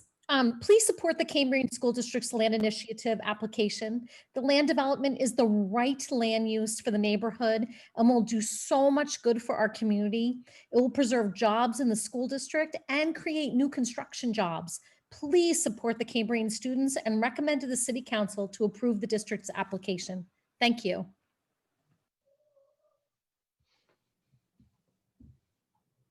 Thank you. Randy, you are unmuted. Go ahead and unmute yourself and begin to speak. Good evening, members of the Board of the Planning Commission. I am Randy Schofield, President of the Cambrian School District Board of Trustees. I'm speaking to you tonight to ask for your support of our request to change the zoning to allow us to utilize our property to provide significant revenue for our underfunded school district. As you've heard many times, due to chronic state underfunding, declining enrollment, and now COVID-19, the Cambrian School District has been working to identify sources of ongoing unrestricted revenue. In the past, we've partnered with the city to provide much needed and proper uses of our land for our community in the past. For example, the alignment and the development of Hoagie Park, as well as the alignment and development of the South Perimeter homes around Hoagie Park that developed 52 homes aligning with the community neighbors and the city. We're asking you to support our efforts as we've been excellent stewards of the resources in our care and aligned with our community and stakeholders in all that we've accomplished. It is now in these significant funding challenges that we've created an opportunity to improve and protect the outstanding educational programs and need you to recognize the opportunity and partnership we are looking to build upon again. The district has collected over 500 letters of support. Our community supports this initiative. The district's concept to build homes on the land complies with the current zoning of all surrounding land, and the initiative would preserve jobs at the school district and create construction jobs. Please support the Cambrian students and our community and recommend to the the San Jose City Council members to approve the district's application. Thank you for your time this evening and in advance for your consideration and support.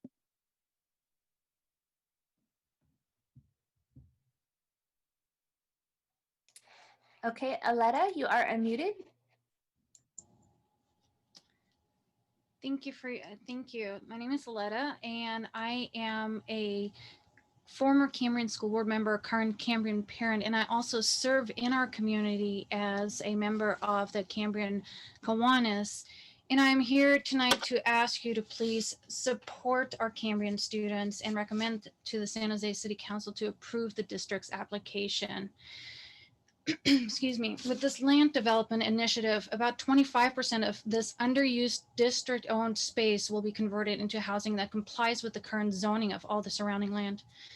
It will be stable, ongoing revenue sources for the districts. And studies have shown that stable school funding is critical to student success. Relying on the state tax revenues, our education funding has been exposed to volatilities associated with economic fluctuations. We felt the impact of the Great Recession and now with COVID. Before COVID, the district costs continued to rise and the state mandates increased, yet the state funding lacked in helping offset increased costs. With the onset of COVID, the district now faces new financial demands. Ongoing revenue, such as this stable revenue that we can generate from this land use, is necessary to help sustain the school programs, preserve the teachers and support the staff positions, and provide much needed employment opportunities such as construction jobs in the community. It will also help address key needs of our students, mitigate learning losses, and provide other support services. Again, my ask here tonight is for the commission to please support our students. I thank you for your time.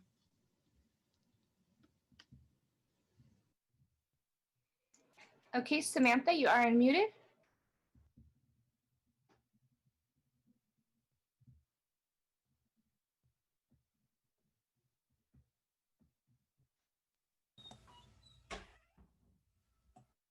Samantha, you are unmuted. Go ahead and begin to speak.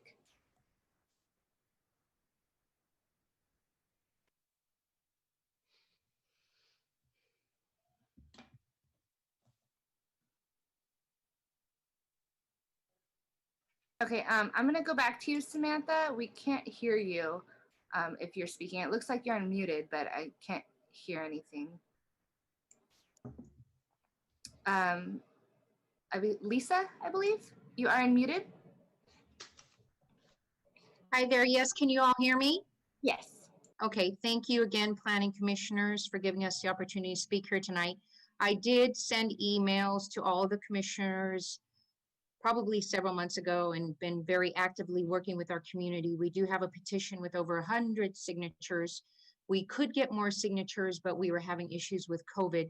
So I do want to speak on behalf of our community, and I do want to share that the Cambrian School District did very little to communicate with the surrounding community as to this project and how they were going to move forward. It was very, I don't know, they didn't do a very good job communicating with us, and we were left to really kind of pull and find out what was going on. But what I want to share is that with the current projects going on right now with Cambrian Park Plaza, with the Harker School expansion, with the Campbell Union High School District development of ropes and homes, and with the senior center on Union Avenue, that this project will only create more traffic, and it does not, the housing that is being built, although beautiful, does not preserve the character of the current community.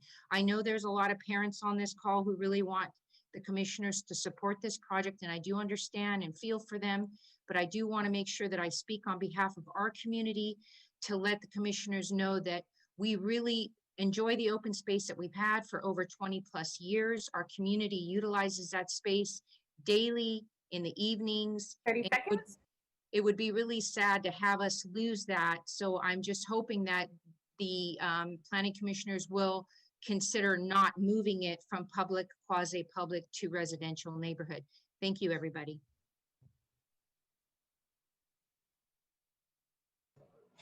Okay, Carrie, you are unmuted.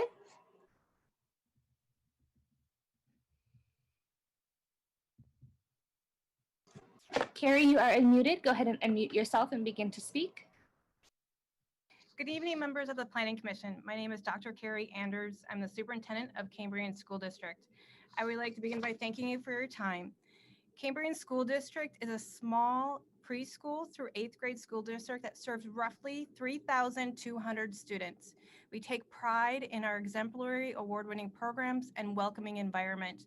We strongly believe in family and community engagement that are vital to our students' lives, both in and out of the classroom. I am before you tonight because of a challenging economy that exists and the need to sustain ongoing source of revenue to support and preserve Cambrian's basic educational services for our students and our programs. We are asking you, the Commission, to approve the General Plan Amendment application to convert 2.7 acres of 10 acres schools to sites to residential neighborhood.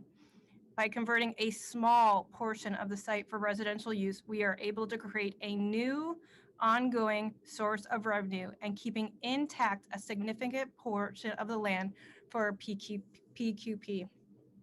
We are proud that over 500 members of our Cambrian community is in support of this project. This concept before you is not new to the city. Across the street situated is Campbell Union High School District, which the Commission approved in 2018.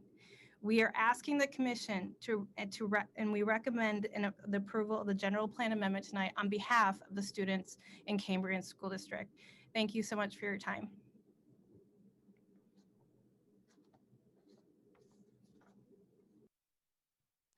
Okay, Beth, you are unmuted. Go ahead and unmute yourself.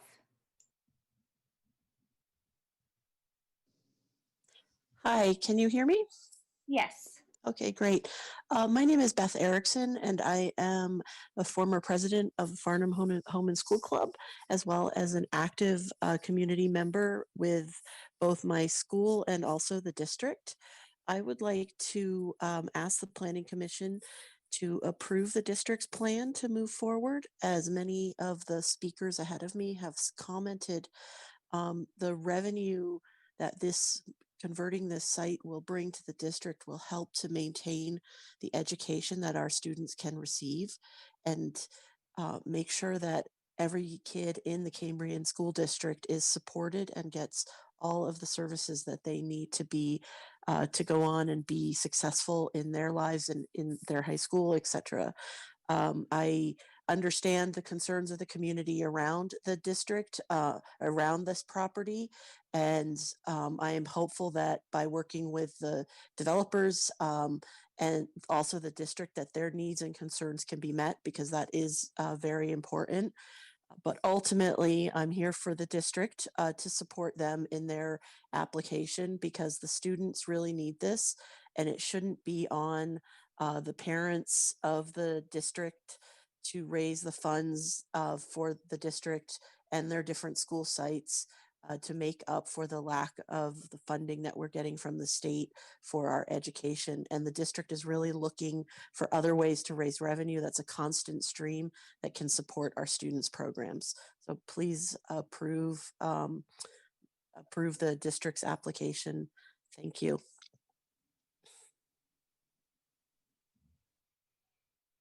Okay, Todd, you are unmuted.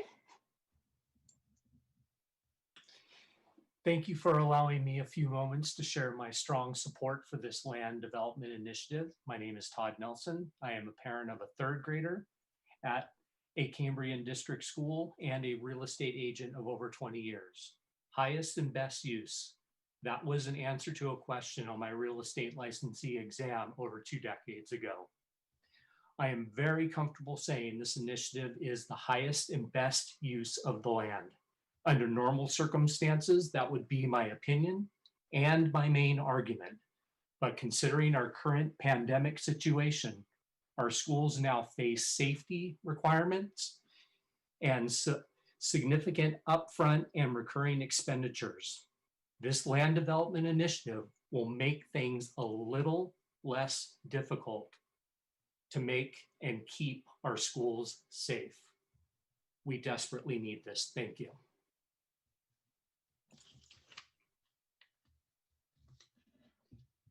Okay,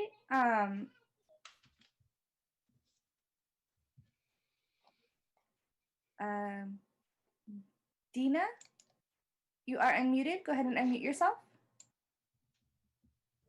Thank you very much for the opportunity to speak. A couple of other points that I'd like to raise that have not been mentioned here is we just passed Measure R, which raises $88 million in bonds for the school district. So I'd like for the parents in the school to be upfront about the fact that they have additional money coming, that this is not their only source of raising the money that they need.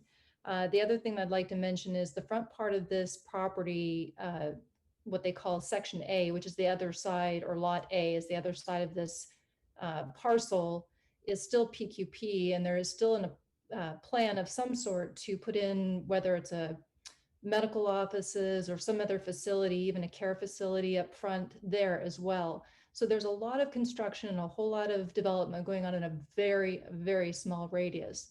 So I'd like you to please consider that as well as you make your decision on this. Thank you.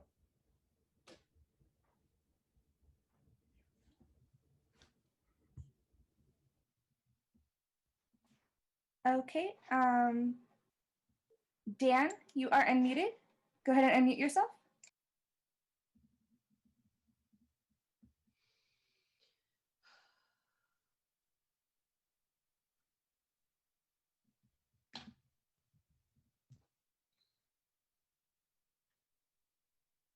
Hi, Dan.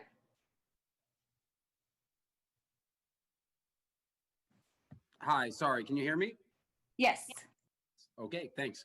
My name's Dan Windsor. I've been a resident and a teacher in the district for 16 years, and I'm the president of the teachers union, and I've been on the negotiating team for a number of years, and I'm actually thrilled with all of the ideas that have been thought of and kicked around for revenue enhancement in our district, that we were able to come up with something that was so consistent with the surrounding neighborhood.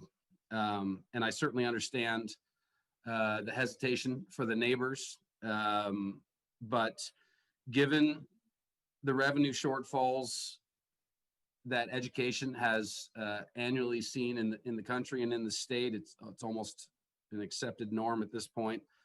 And then given this last year, our budgets were slashed even more. This proposal before you provides housing, which the city certainly could always use, and jobs, but not to be disingenuous, I am the only reason that I'm speaking tonight is for the ongoing revenue to help support the education of our kids. The bond measure that was just passed is wonderful, but that revenue is very, very specific, and it only goes toward technology and some facility upgrades versus the unrestricted revenue that this would provide for us. So I would ask that you all please give strong consideration to allowing us to move forward with this proposal. Thank you.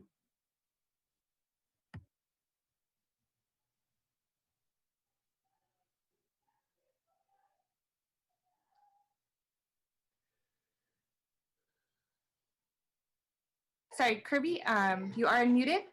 Go ahead and begin to speak.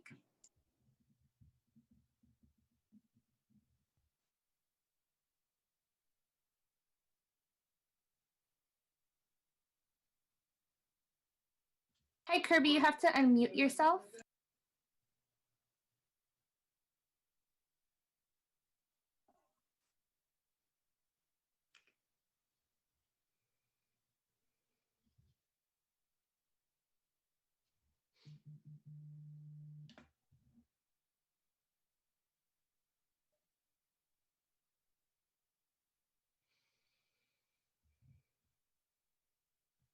Okay, it doesn't look like Kirby's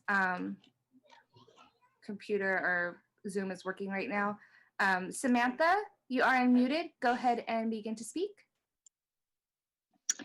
Hi, can you hear me this time? Yes. Great. Thank you for the opportunity to speak tonight. I am a community member in the Cambrian neighborhood and the proud parent of a public elementary school student.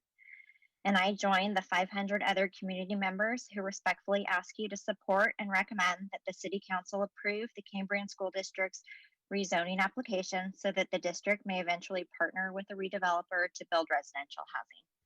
The district's plan is an appropriate use of the land and suits the existing residential neighborhood. Not only will the city derive new tax revenue from the residential housing, but more importantly, our Cambrian students will be able to benefit from the additional funding that the redevelopment will generate for our schools. Our kids deserve a quality and stable education, which other neighboring districts have been able to provide, having benefited from similar property redevelopment efforts. I believe that our public schools should be one of the greatest assets that our community can offer, and I hope that you will help keep Cambrian schools strong. Thank you.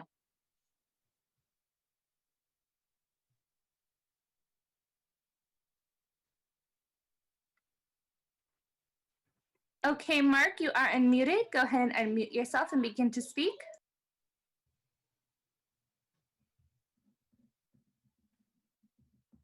Can you hear me? Yes. Good evening, members of the commission. I'm Mark Robeson. I'm the president of Robeson Homes. Is there a slide that can be shown, Jessica? Yes, I can pull Can it you up. stop the clock real quick?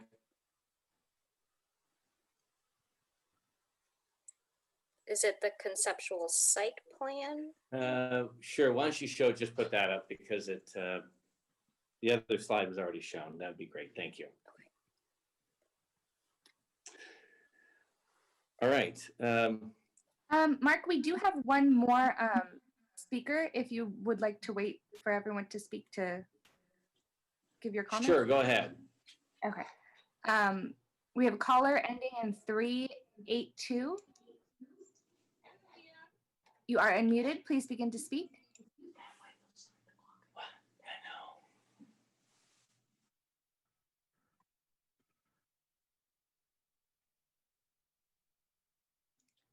Hi, caller ending in 382. Please state your name for the record and unmute yourself and begin to speak.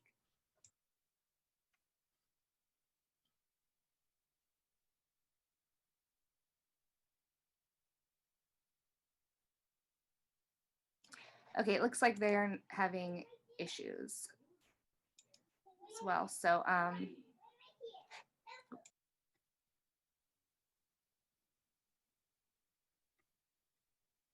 All right, is it back to Mark? Yeah, go ahead, Mark. Good evening, members of the commission. Jessica, can you put that site plan back up? Sure. And hold the clock. All right. The school district wants to be a good neighbor and respect the existing land use patterns. What does that mean on this 10-acre site? It means putting single-family homes next to single-family homes, and you can see the plan that we have highlighted next to single-family homes, and the balance of the site, which is 7 acres, would remain, PQP. And the staff report conceptualizes that 100 units per acre could be put on this property. And that's on the 2.7 acres. I can't imagine a 5-story building and 270 units put next to single-family homes. If you are going to put that kind of density on the site, it would make sense to put it on Union Avenue, where which is where the commercial corridor is.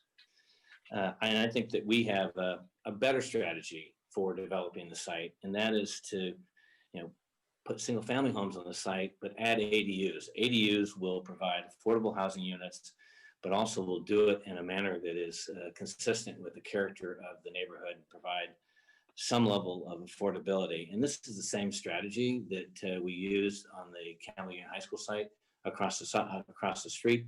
Both sites are, the total sites were planned PQP, and it was only the rear portions that were converted to residential, and the front portions along Union Avenue would remain PQP.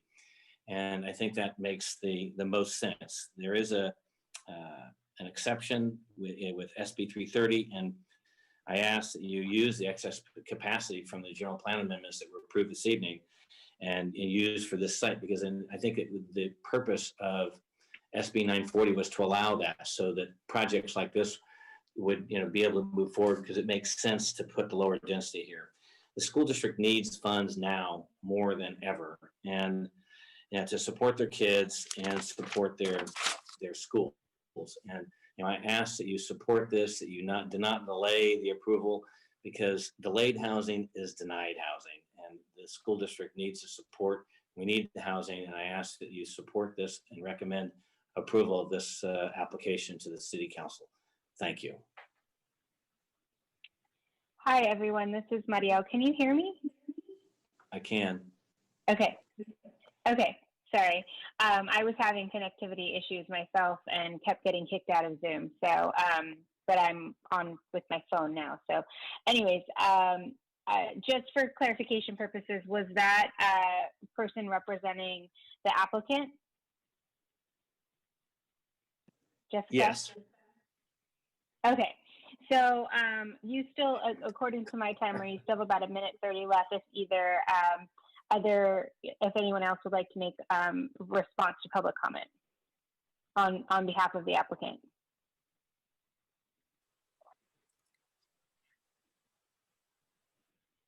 Okay, I'm not seeing anyone else.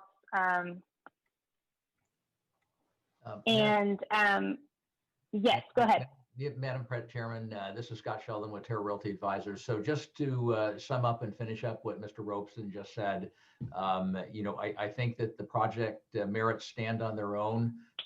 It is very compatible and very similar to the project that was approved 2 years ago for the adjoining school district.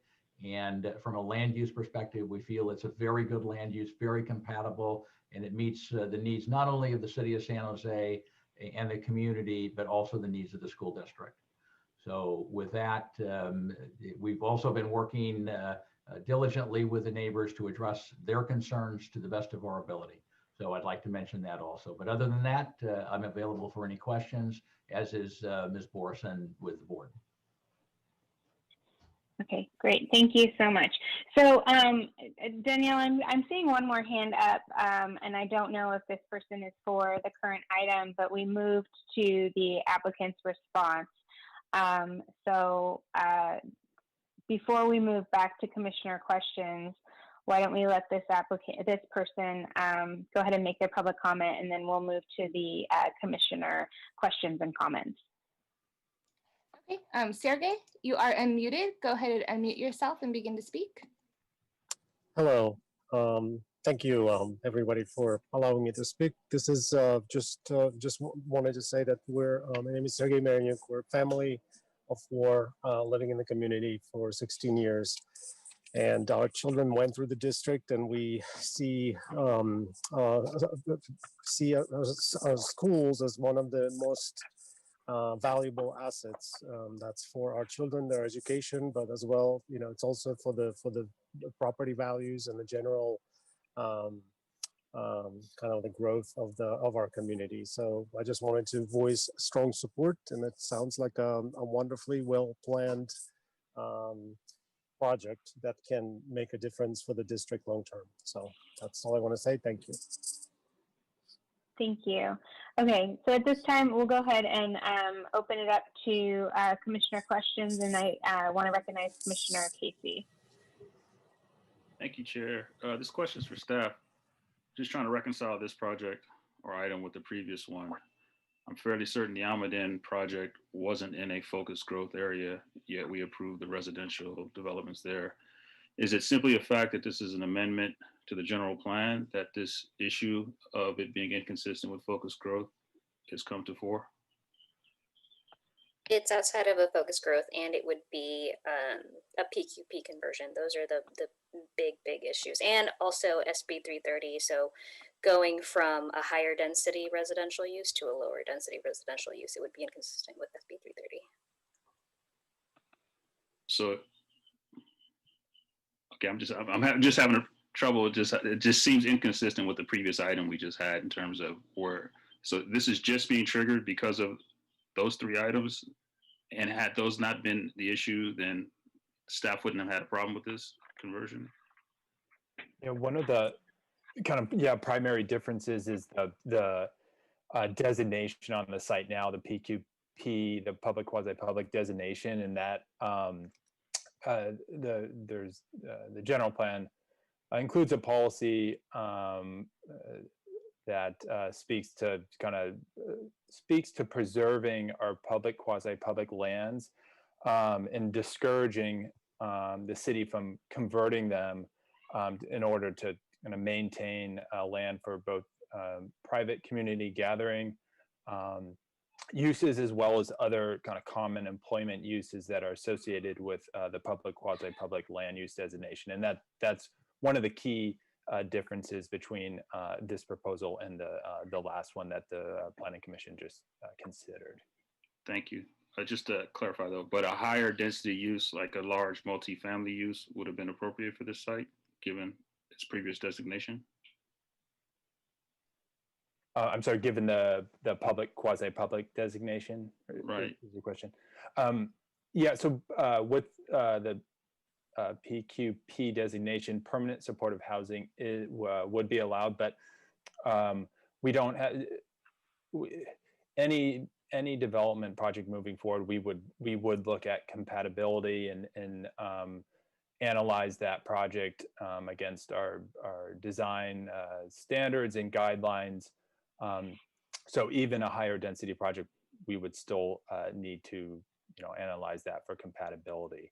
So typically, though, a permanent supportive housing project would be of a higher density than single family for certain. Thank you. Okay, so we'll go ahead and recognize Commissioner Larginwell. Yeah, just I think is it accurate to say, like, that put it simply, the staff analysis is that the proposal isn't consistent with the general plan? Correct. With some of the policies. Right. And is it also correct that regardless of staff's recommendation, regardless of Planning Commission's recommendation, City Council can approve proposals that are inconsistent with the general plan if they choose to do so, right? That's correct. Okay, thank you. Commissioner Oliverio. Thank you, Chair. This is a question for the superintendent of the Cambrian School District. And my question is that with, I understand the site had not been used for 20 years, but there is a development coming forward at the Cambrian Plaza, which will have residential, and your school district will be asked to comment on the project. And I'm curious if what level of housing growth would make it that a school site that's not being used, a property would need to open again. I know the Steindorf School opened about 4 years ago in your district, and just wanted to get your feedback.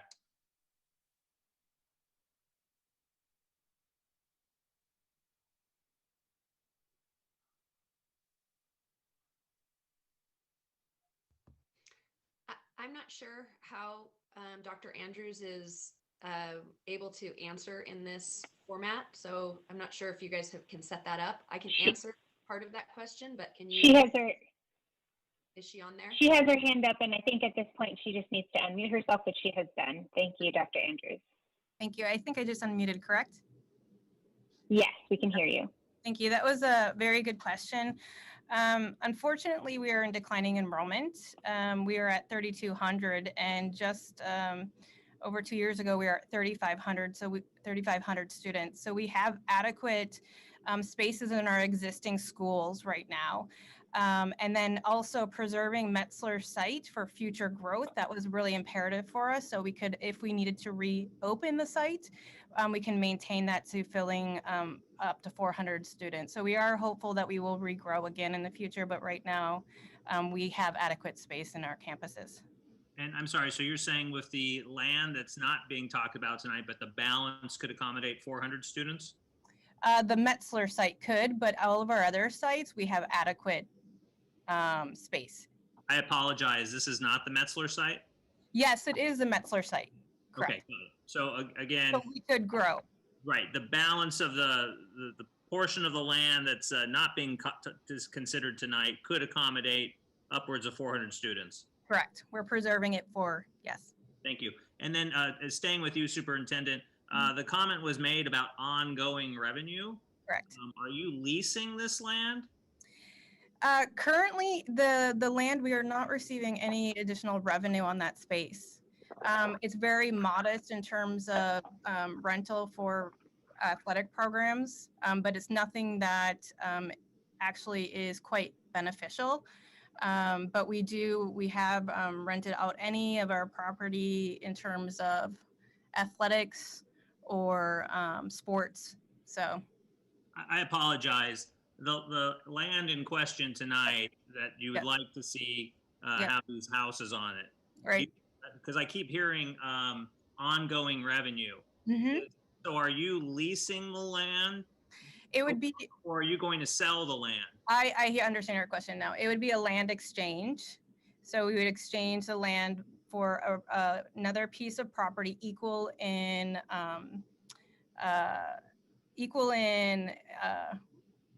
comparison. And it does, and my understanding, it does not have to meet within the Cambrian School District, in addition to revenue that would be ongoing with the exchange. Got it. Okay, so again, you're doing a land exchange, and Correct. with the exchange of land, you'll receive revenue on this other parcel located somewhere else. Right, correct. Okay, that's really interesting. And then I have a question for our counsel, Vera. Vera, when public agencies are typically want to do something with surplus land, if do they ask other public agencies if they would like to buy it? I believe so, and primarily with a focus on lower income housing, parks, and things like that. But yeah, I believe so. Off the top of my head, I can't recall if there are limitations on that. But yes, that is what they're supposed to do. Got it. So then back to the superintendent, was this then offered, publicized to the public agencies to see if they wanted to purchase this land? No, because we weren't looking to sell it. Right, because you're doing this land swap. Correct, right. Okay, got it. And then Vera, so in this situation, it sounds a little bit different than selling the land. But then SB 330 talks about making land available for low-income developments, emergency shelters, et cetera. Is a public agency, must they advertise that to them as well? Or again, that doesn't make a difference because this is not a land sale, this is a land swap? You know, I would have to look more into the details of that. And Okay. so I don't know if when you swap land, if that gets you out of it or not. Yeah. So I don't know. I would have to take a look at that in more detail. I'm sorry, I can't answer that on the spot tonight. That's okay. That's why we get two bites, right? Here in City Council. Right. So let me see here. Just want to go through my other notes here. So I understand that staff has said council must consider both GPs at the same time to not lose the revenue, the housing units. We have no clarity on those other two questions, but I assume they'll have them. Still has excess capacity. I do think there's a difference when a school district wants to do something with excess land versus closing an existing school site. I think that's a much different situation. And see my notes here. Okay, I'm going to pause there to see if anyone else has questions. Thank you, Commissioner Alverio. Do we have any other questions from the rest of the commissioners? Okay, I don't see any. Commissioner Alverio, oh, sorry, Commissioner Garcia. Yes, I can see you, Commissioner Garcia. Go ahead. And then I see Commissioner Torrens. I have a question for the applicant, and forgive me if this was already addressed, but what consideration, if any, was given to the lot that's on the Union side of the parcel? And is that already slotted for another use, or why are you not using that? Because it seems like you'd receive a lot less resistance from the community, and it's fronting Union. Yes, you might get a few less units, but what consideration, if any, was given to that? I can answer that, and then Scott can also jump in on this. We started an investigation over, I would say, over a year and a half ago to land across the district, and the front and the back side were options of consideration. In terms of the front, we are looking at moving forward, if possible, with some sort of memory care and not housing on the front. It is in the backside in terms of the location is optimal. It's right next to the three-sided to the neighborhood, and it would merge really nicely. But Scott can speak to the investigation of that piece. But those are the things that are down the pathway and not firm yet in terms of options. I hope did that answer your question? If I interpret it correctly, you're keeping that in your back pocket for future development or Yeah. something else. Yeah, sort of more of a memory care support. Yeah.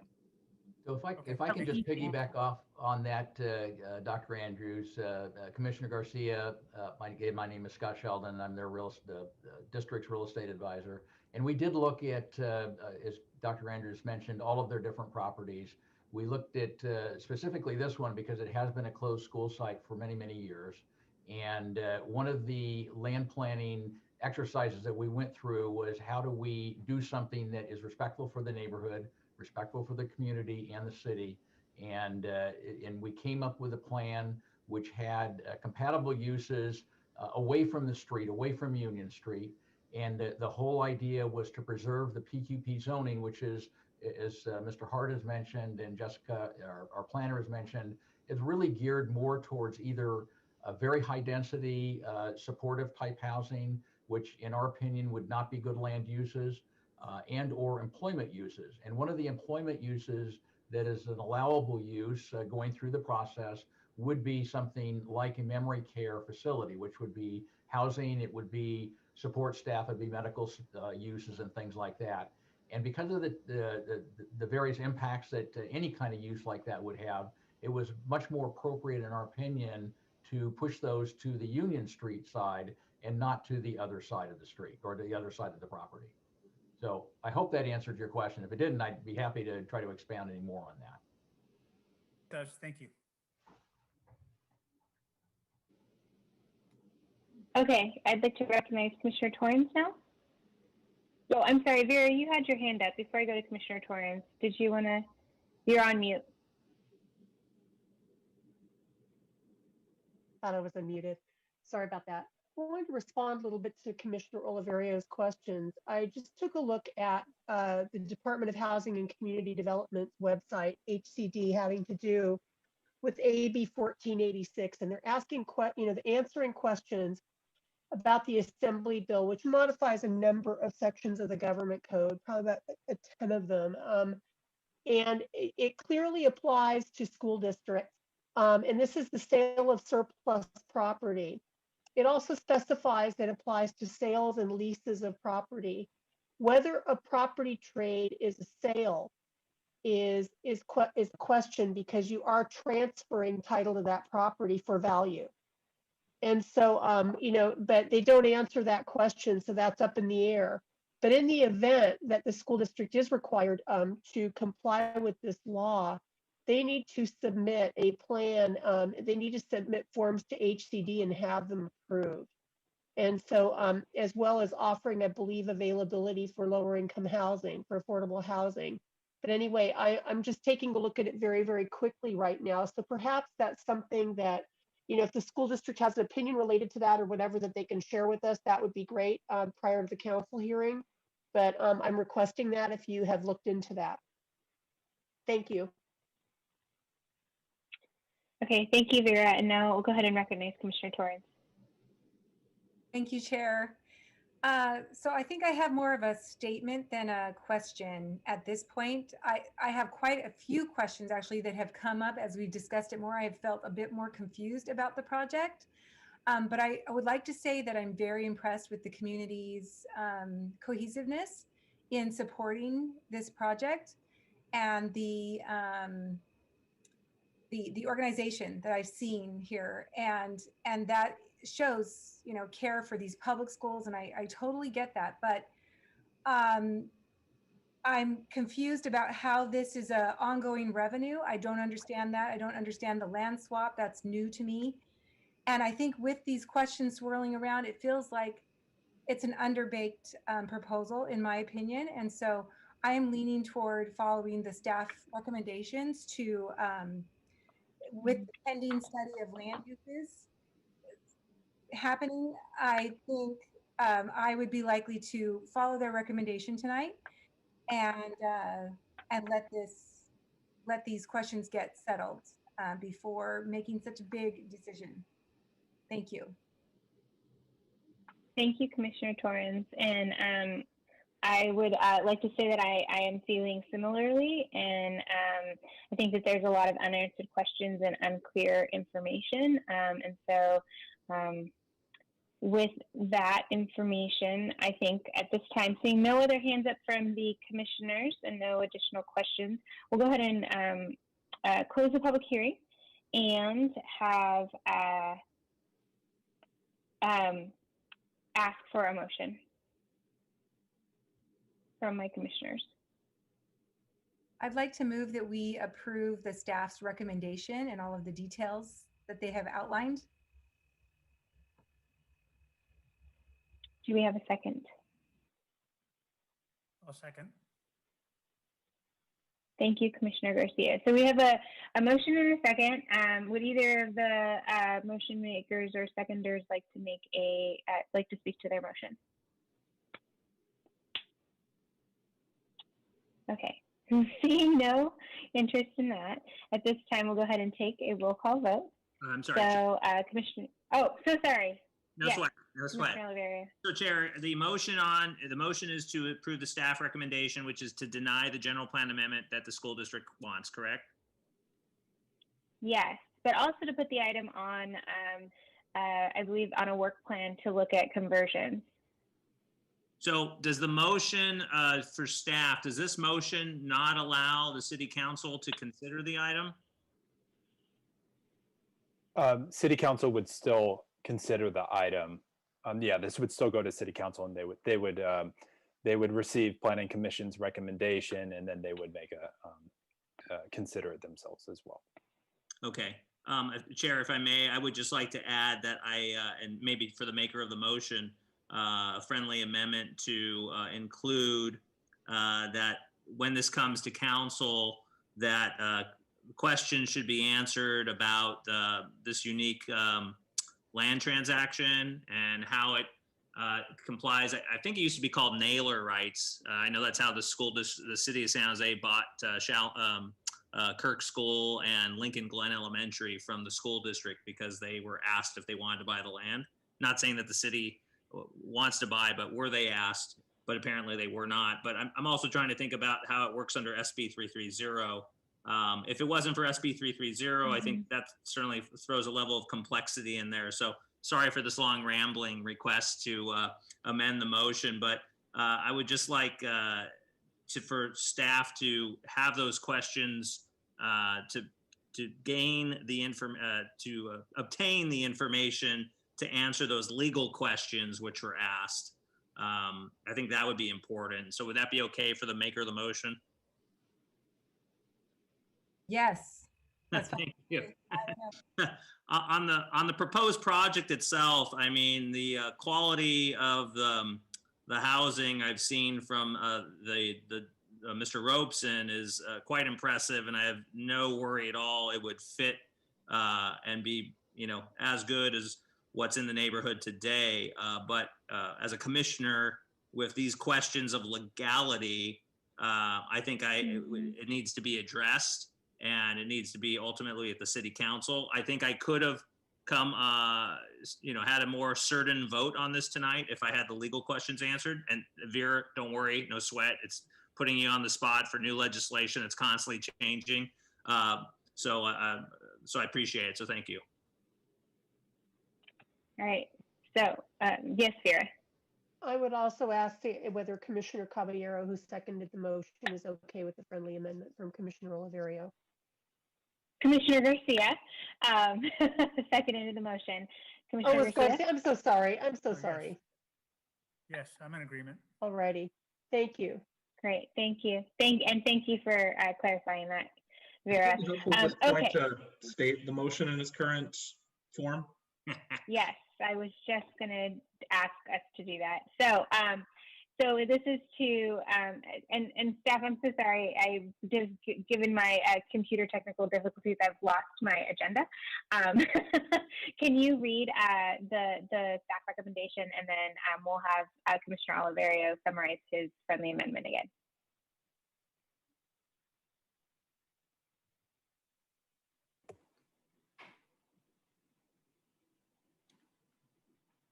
Jessica, if you can do that, that'd be great. Or someone. Oh, you're on mute. Sorry, 1 second. I was pulling it up as well. Okay, so. Okay. Got it. Staff recommendation. That Planning Commission recommends that the City Council take all of the following actions. 1, to consider the negative declaration in accordance with CEQA. 2, adopt a resolution to deny the Envision San Jose 2040 General Plan Land Use Transportation Diagram Amendment to change land use designation from public quasi-public to residential neighborhood on an approximately 2.7 gross acre site located at 1975 Cambriana Drive. And 3rd, add an item to the Housing Crisis Work Plan to explore policy changes for public school land conversions that could provide more opportunities for housing and revenue for public school districts. Thank you. And Commissioner Oliverio, could you just summarize your amendment quickly? I actually wrote it up. Do you want me to read it? And Commissioner Oliverio, you can tell me if I got it right. Sure. This is Michael Brio, by the Great. way. It said the added recommendation says recommend that staff provide more clarity on the legal requirements regarding the transfer of land by the school district when the item goes to City Council. And also in specific to SB 330 as well. Oh, okay. Yeah, So both. I think the 3 laws that you mentioned, Commissioner Oliverio, were the Naylor Act, the Naylor rights applicable to the school district disposition of land. We spoke about AB 1486 also, which is the Surplus Lands Act applicable to school districts and other agencies, and SB 330. And you also asked that staff obtain the information from the school district as far as why or why not they have complied with those laws and whether they're applicable. Yes, absolutely. And Vera, I think it's important to have a response back for the council versus having it on Agreed. at the meeting. Agreed. So I would encourage the school district to respond to those questions as soon as possible so that we can evaluate them. Okay. So with that, at this point, I'm going to open it for further discussion among the commissioners. Would anybody, is there any discussion on the motion, which is to approve staff recommendations, and then the amendment that, including what we just heard related to the 3 laws? Just for clarity, an aye vote is supporting staff's recommendation.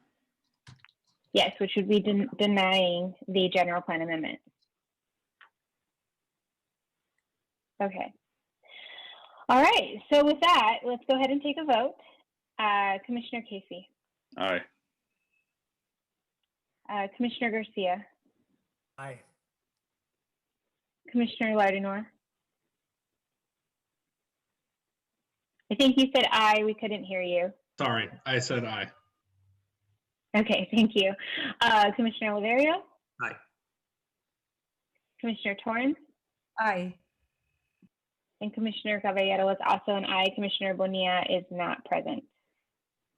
And we'll take a moment for the clerk to put that up. Okay, the motion staff recommendation passes. Motion passes. So we're going to go ahead and move on to number 9, which is to continue the general plan public hearing to January 13th, 2021, which I don't believe. I always get confused as whether or not that requires a motion. Vera, anyone?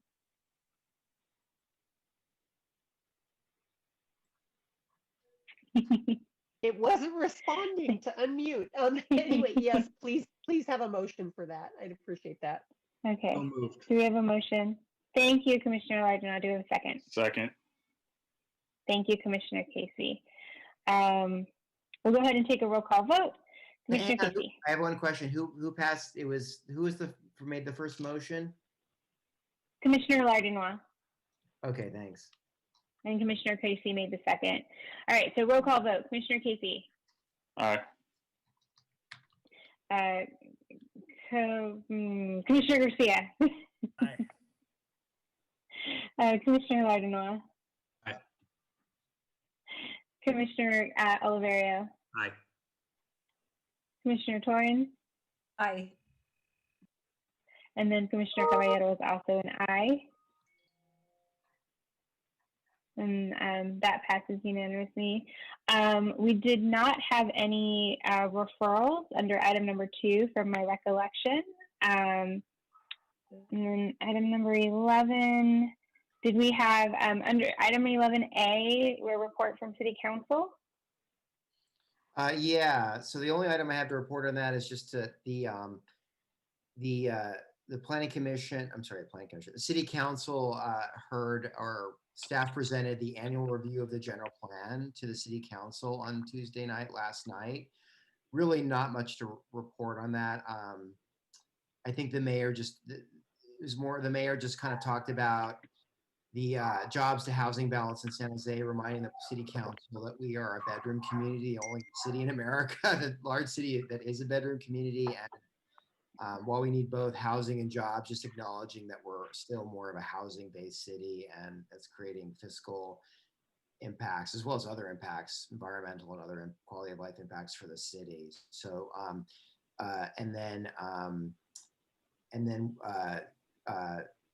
Councilmember Davis asked that we provide some additional information on urban villages in terms of what plans we're doing, what plans we're planning to do, and how successfully we are achieving and knocking out urban village plans, as well as documenting development that's happening in those villages.